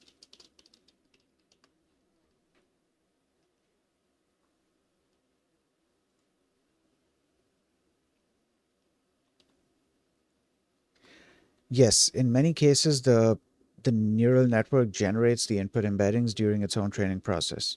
Learning embeddings during training. Embeddings are often learned as part of the neural network's training process. This involves initializing and embedding vectors randomly and then adjusting them during training to minimize the loss function.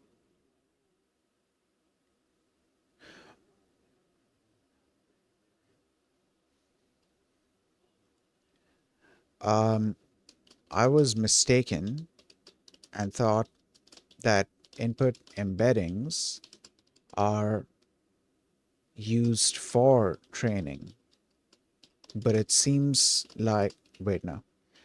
But if input embeddings are not used for the training, for the training process, then what kind of data is being used to help the model learn semantic uh, relationships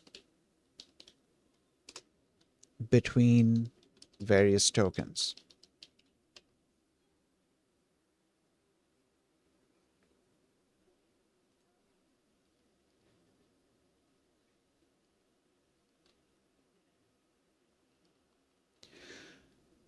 Input embeddings are indeed used during the training process of language models, and they play a crucial role in helping the model learn semantic relationships between tokens. Here's how it works: learning input embeddings. During the training process, the model learns to generate input embeddings for each token in the vocabulary. These embeddings are typically initialized randomly and then adjusted through backpropagation to minimize the loss function of the model. This process allows the model to learn the semantic relationships and context-dependent meanings of the tokens. Training data.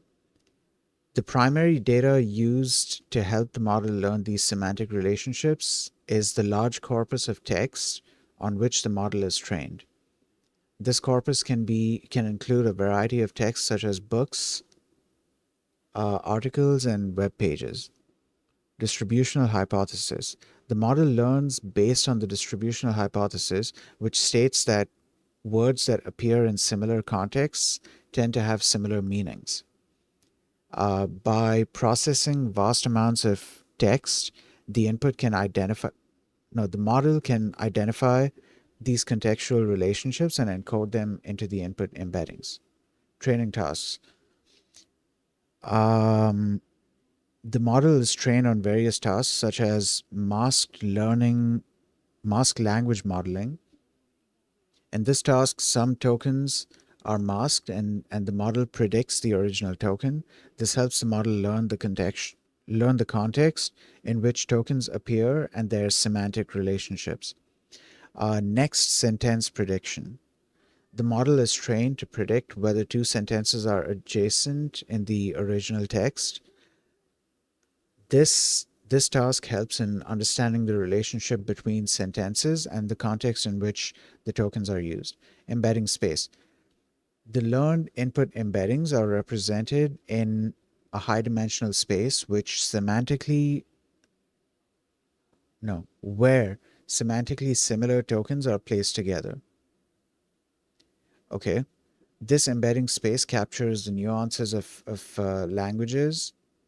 What? No.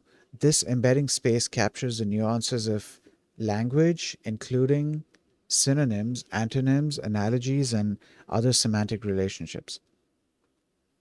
Right. Okay. Um, I don't understand how large amounts of data or text data are being used to train. So my guess here is that the text is probably being tokenized, but I still want to understand, like, if I had to take a guess about exactly how the text is being created or being converted into something that can be used as training data. What was I saying? If I had to guess, right? Yeah. If I had to guess how, I'm losing my train of thought. Never mind. Okay. Um, I don't understand how large amounts of text data are being used to train these models. If the model, I want Llama to tell me that, hey, this is how it's being done. My guess is that it's probably tokenizing.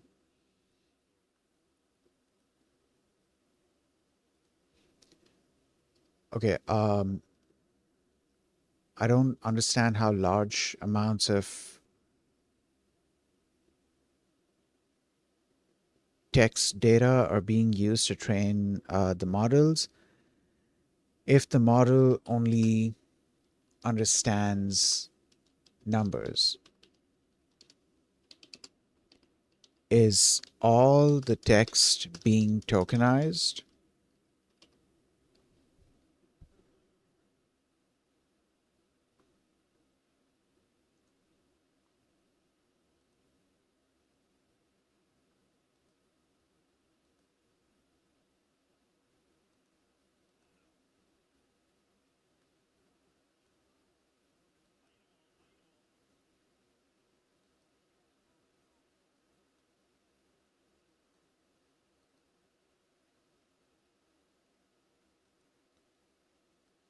Uh, give me a second. Oh, okay, yeah, this is done. To understand how large language models are trained using text data, it's crucial to grasp the process of tokenization and how text is converted into a numerical format that the model can process. Tokenization. The first step in preparing text data for training an LLM is tokenization. Tokenization involves breaking down the text into smaller units called tokens, which can be words, subwords, or characters. This process is essential because it converts raw text into a format that the model can understand. Mapping tokens to IDs. Each unique token in the vocabulary is assigned a specific integer ID. For example, the word the might be assigned the ID so and so. This mapping allows the text to be represented as a sequence of integers.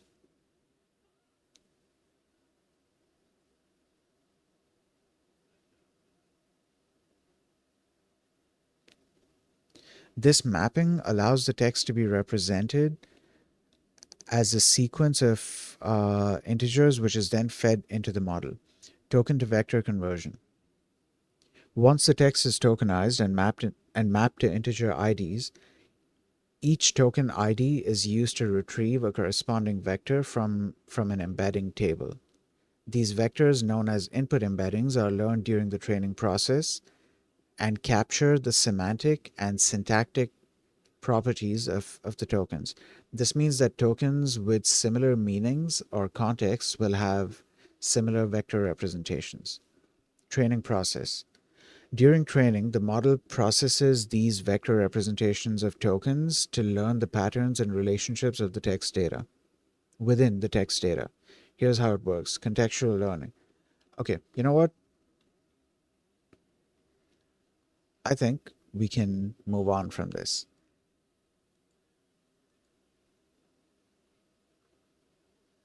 Now, where were we? I think we were looking at this, right? And then I got distracted with this because I was wondering what setup chat format does. The setup chat format function in TRL easily sets up a model and tokenizer for conversational AI tasks. This function adds special tokens to the tokenizer, example so and so, to indicate the start and end of a conversation. It resizes the model's embedding layer to accommodate the new tokens.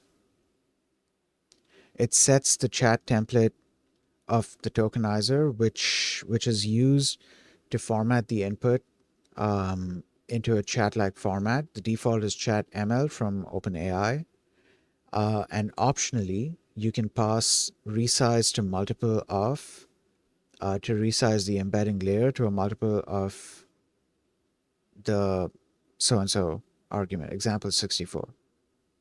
Okay. If you want to see more formats being supported in the future, please open a GitHub issue on TRL. Okay, so for the time being, it's the default is chat ML. I don't know if there's more in the list, but the default is chat ML. With our model and tokenizer set up, we can now fine tune our model on a conversational data set. Below is an example of how a data set can be formatted for fine tuning. All right, okay.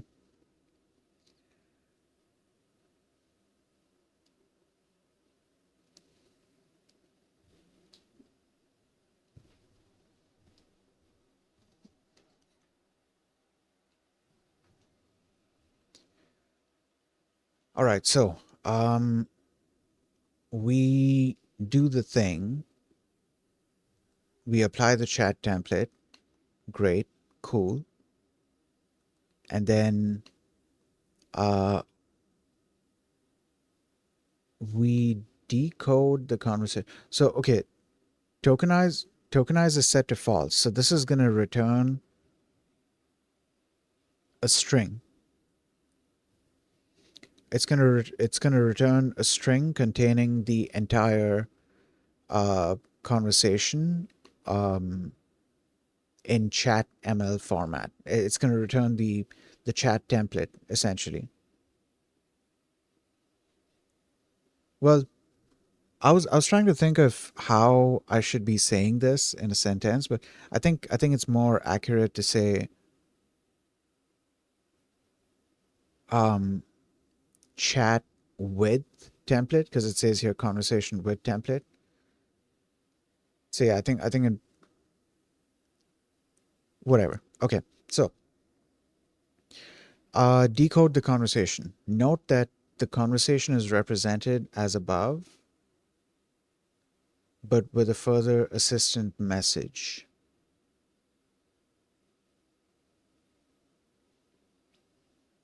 Oh, that's the add so and so. And here we have tokenizer set to true. So that is probably why we need to decode the conversation.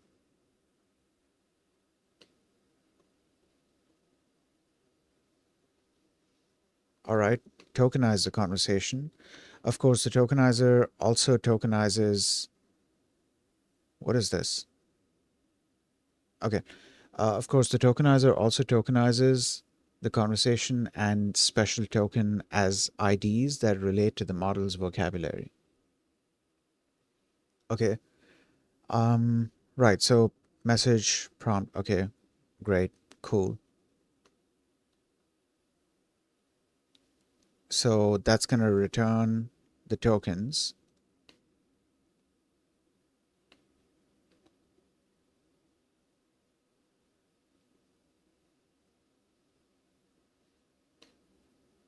Oh, is this the result of this? No, I don't think so. Because why is this up if this is the result of this, or if this is a result of this? Yeah, I don't think so. Because even the text here is something. All right, whatever. So next we load the data set. Okay.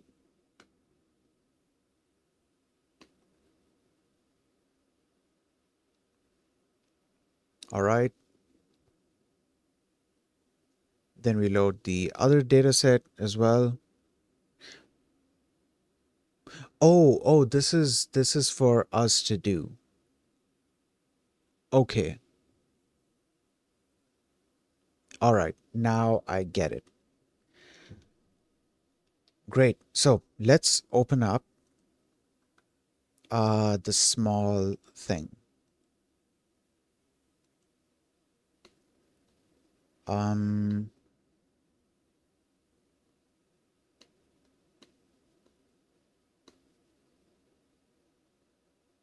we are looking for data sets here. And there was it this small talk? What is it called? Oh yeah, okay. Small talk. Hold on. From small talk I'm able to get something else. Is there like, hold up. Let's open this up.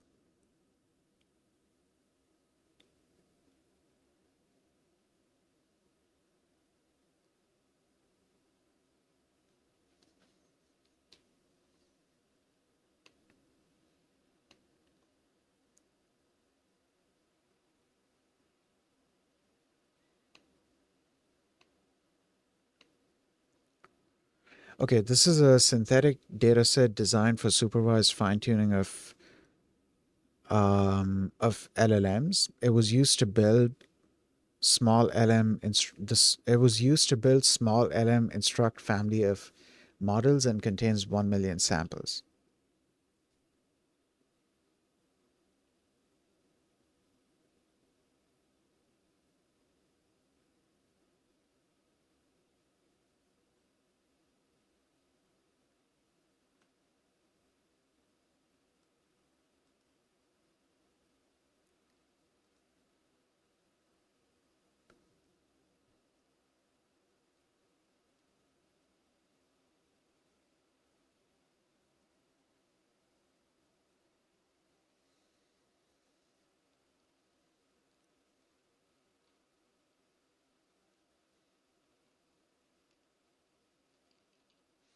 Okay. You can load a data set using so and so. Okay. The data set, no, the mix consists of new data sets, existing public data sets, and that's it. Okay, so those are the two categories, and then it contains more stuff. I'm trying to find this because it says all.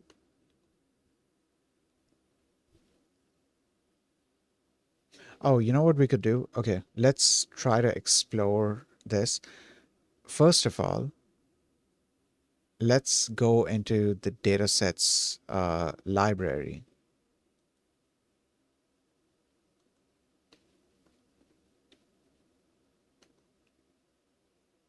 Wasn't that a thing? That's a library as well, right?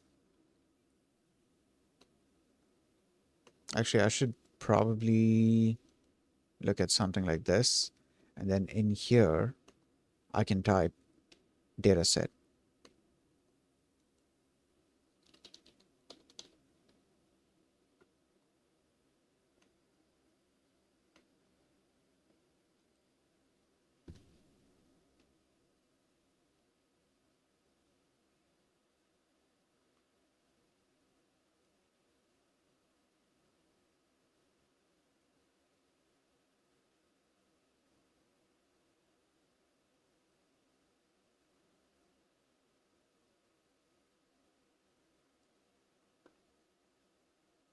You know what? I have a better idea than trying to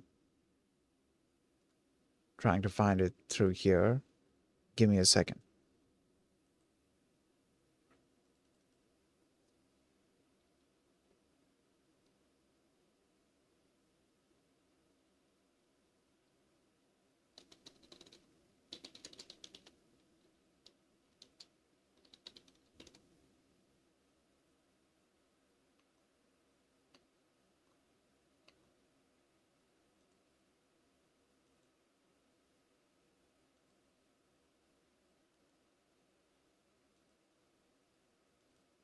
All right. So, data sets.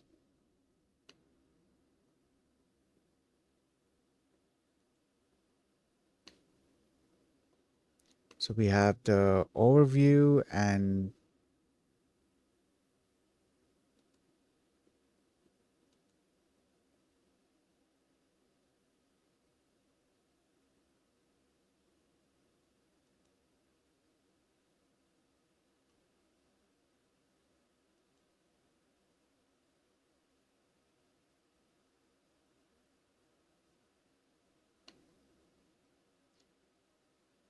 um,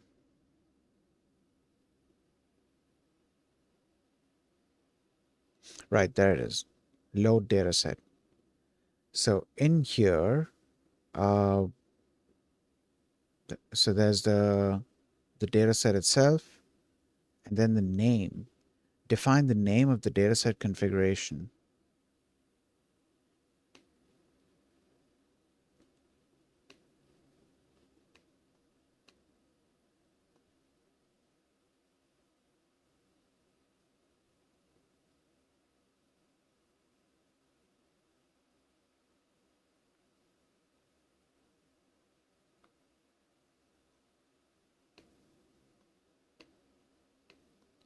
Okay, let's try loading the entire dataset.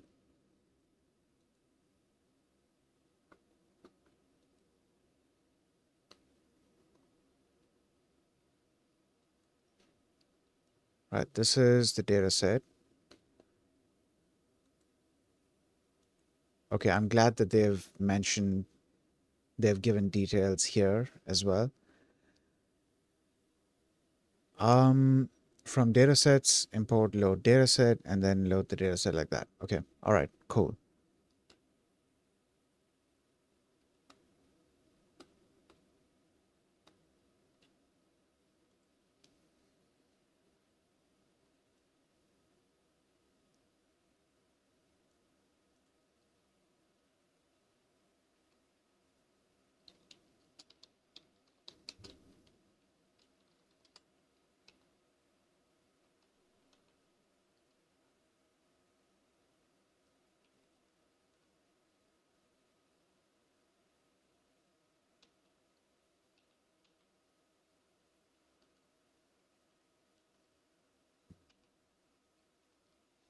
All right, run that, and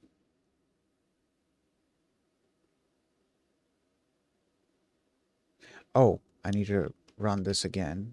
Okay,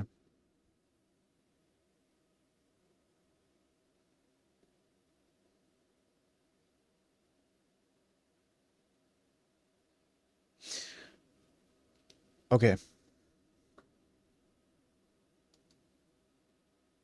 Wait, is it done? I think it's done, right? Yeah. All right. Clear that. Run this, and we should be good to go.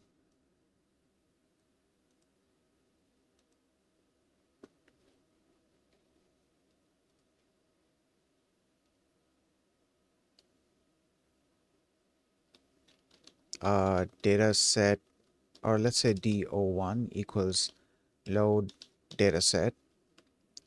This is the data set name, and for now, let's not do any configuration. Okay, let's try printing out. That would be massive, actually. Let's try printing out the type.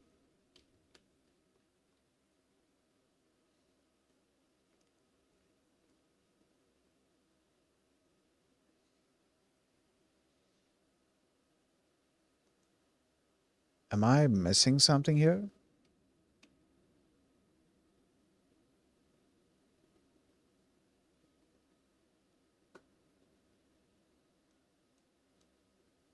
Okay. Uh, oh, I have to specify a configuration. Okay. All right. Config name is missing. Please pick. I like that they give this. I like that they give a list of the configurations that you could possibly have. So there's Magpie Ultra, small constraints, rewrite, summarize, everyday conversations. Okay, okay. System chats. Okay, I'm glad that they gave this list. And I think the list was given because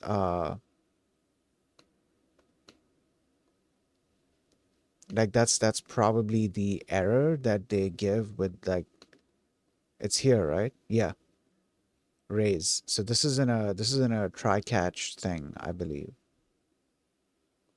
I think so. Wait, where does raise get used? I don't remember where raise gets. You know what? Let me see where um Python raise. Yeah, it's under exceptions. So that's kind of like the try catch thing, right?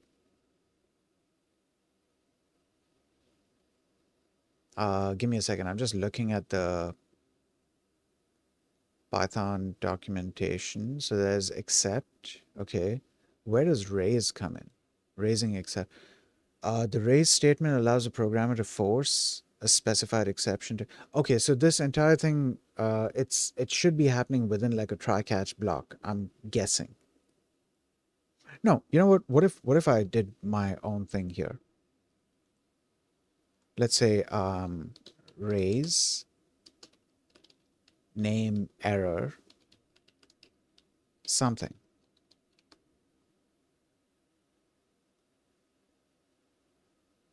Oh,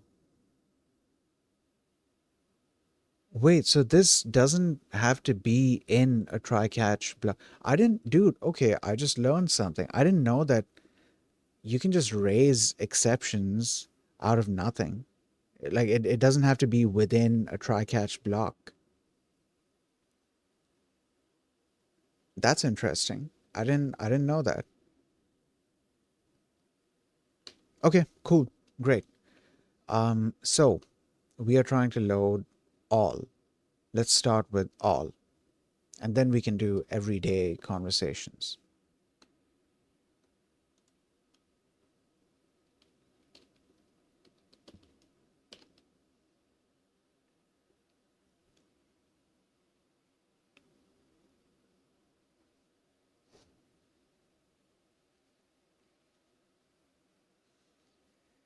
Dude, you know what?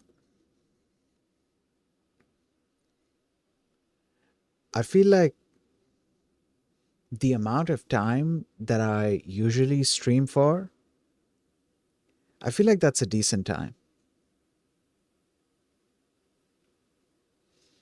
Cause so okay, I've been streaming now for 2 hours and 20 minutes. So let's say 2.5 hours, right? I've been streaming for 2.5 hours, and for the past like I don't know 5-10 minutes, I found myself kind of like dissociating and just just feeling like going and doing something else. So I feel like I think one of the reasons might be because like my streams are study streams and like I'm focusing on like doing this thing, and my mind wants to like wander here and there and do a bunch of other things. So I feel like I don't know, I'm not sure how to explain it. But I feel like my usual streaming time is pretty it's pretty decent for me. specifically specifically for me. Or maybe it's just because I'm getting sleepy. That could be another thing as well, or that could be another reason for that as well. Is this done? Great. Okay. So, data set dictionary. Right. So it returned a diction. If it's a dictionary, that means there have to be keys. How are we accessing?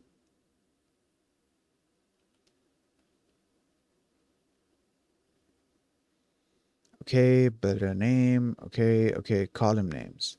Right. So we have column. No, hold on. It's a dictionary, right? Um,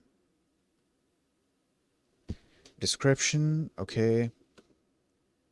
Epic features format.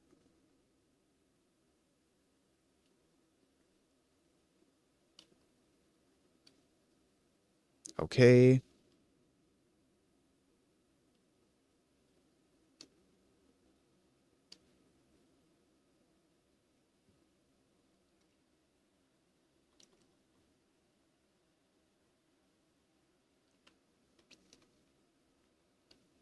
Okay. Let's see if this returns anything. So we have train and test. These are probably just going to be numbers, right? This has a shape thing as well. Let's read the shape.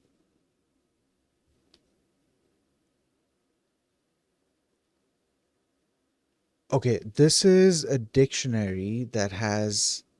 Oh, wait, wait. So keys gave us, well, the keys, right? Or rather, I should say, it gave us dem keys. Anyways, it gave two keys, train and test. So what I could do is I could access it in this way. However, I think the dictionary has been set up for you to also just be able to index it in this way instead.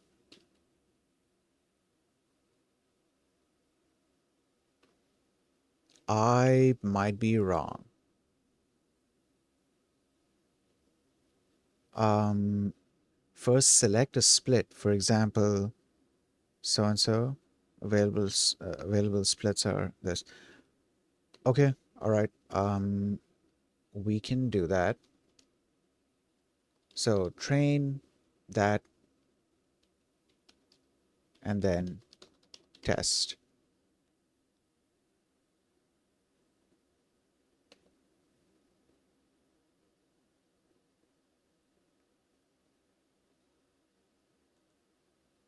Okay.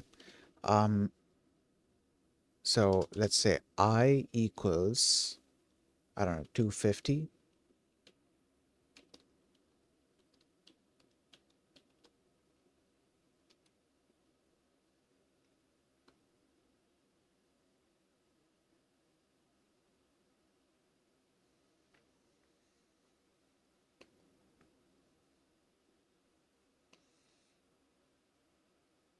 Yeah, you know what? I think it's the fact that I'm getting sleepy. I don't think it's the fact that my mind is wandering. I think it's just that I'm starting to get sleepy. Right.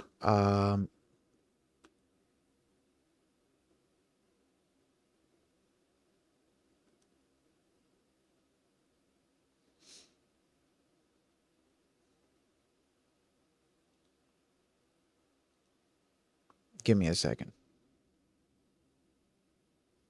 Okay, yeah, no, I don't think I'm gonna um raid anyone because I'm just gonna relax.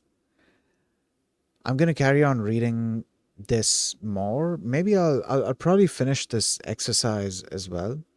So I'll basically do this on my own time, and then later on we can explore the supervised fine tuning.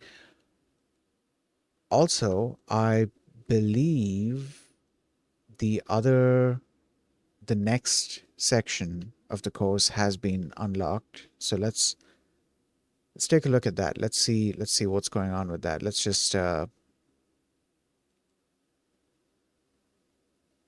It says, oh wait, let me refresh this just in case.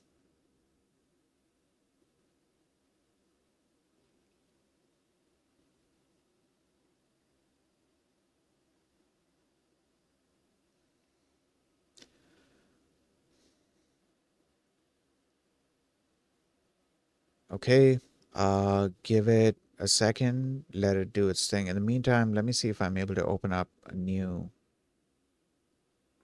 Oh, holy shit. Wait, they're done with like two of these things, not just one. Okay, so we are moving on to preference alignment.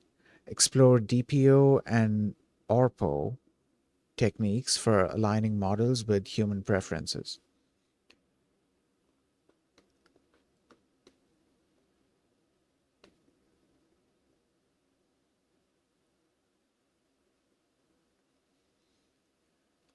Okay, this module covers techniques for aligning language models with human preferences.